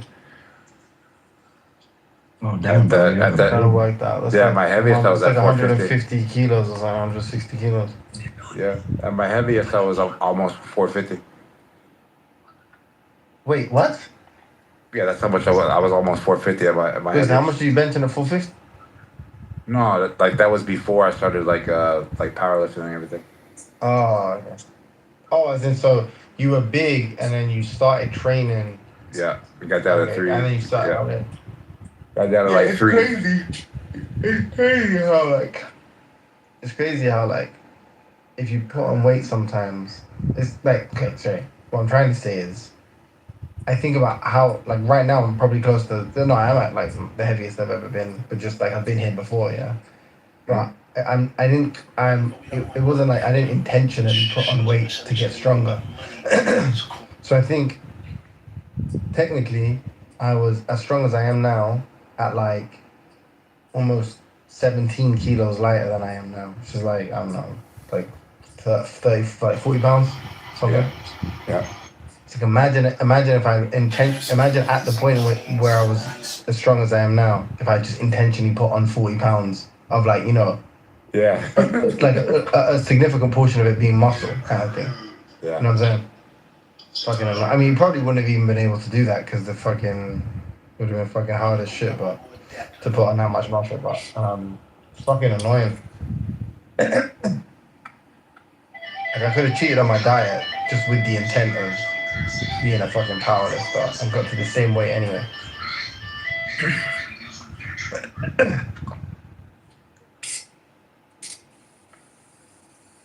I love.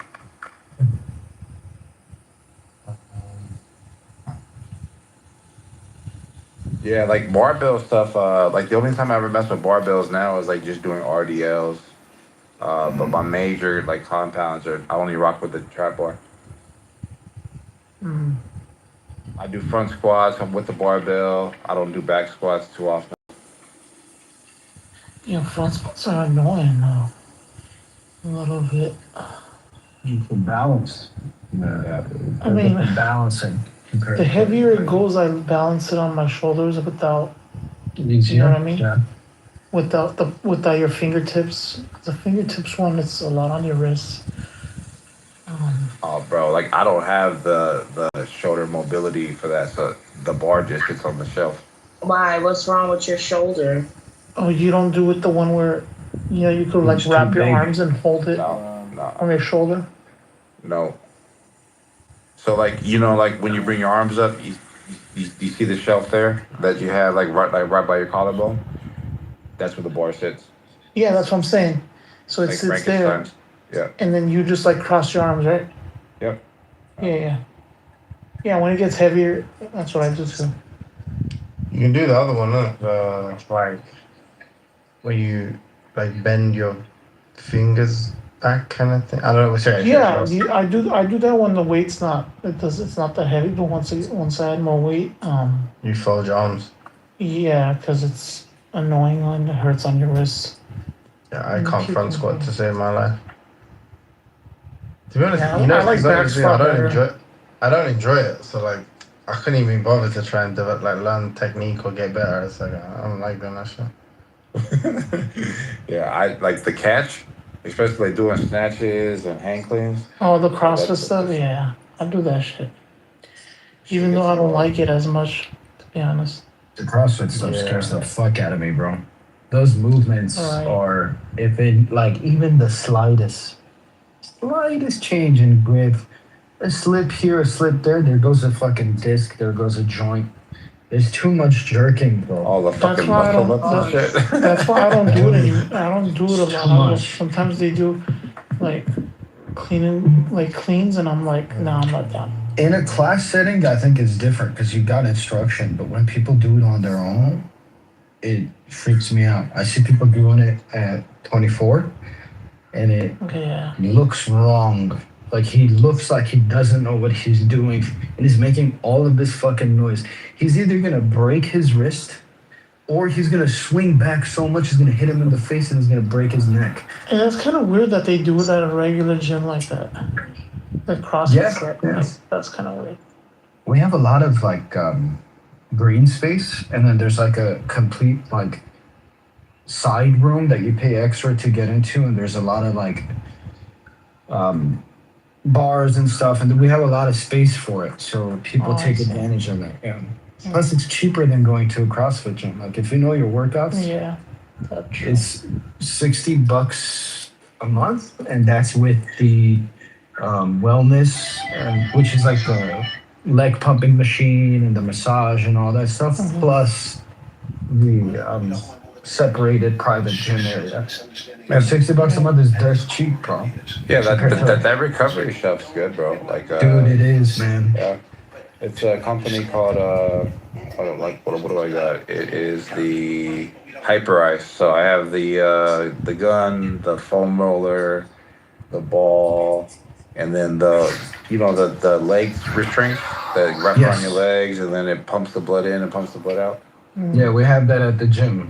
It's like you pay an additional $9.99 a month and you get that. Yeah, it's supposed to promote like fast muscle recovery. I think it's like really good for the heart in general. The blood flow is really good. Yeah. You know, the guy that invented it is the same guy that invented 5-hour energy. 5-hour energy? Oh shit. Yeah, those like energy shots. It's an Indian guy. He also invented that machine. He's a cardiologist.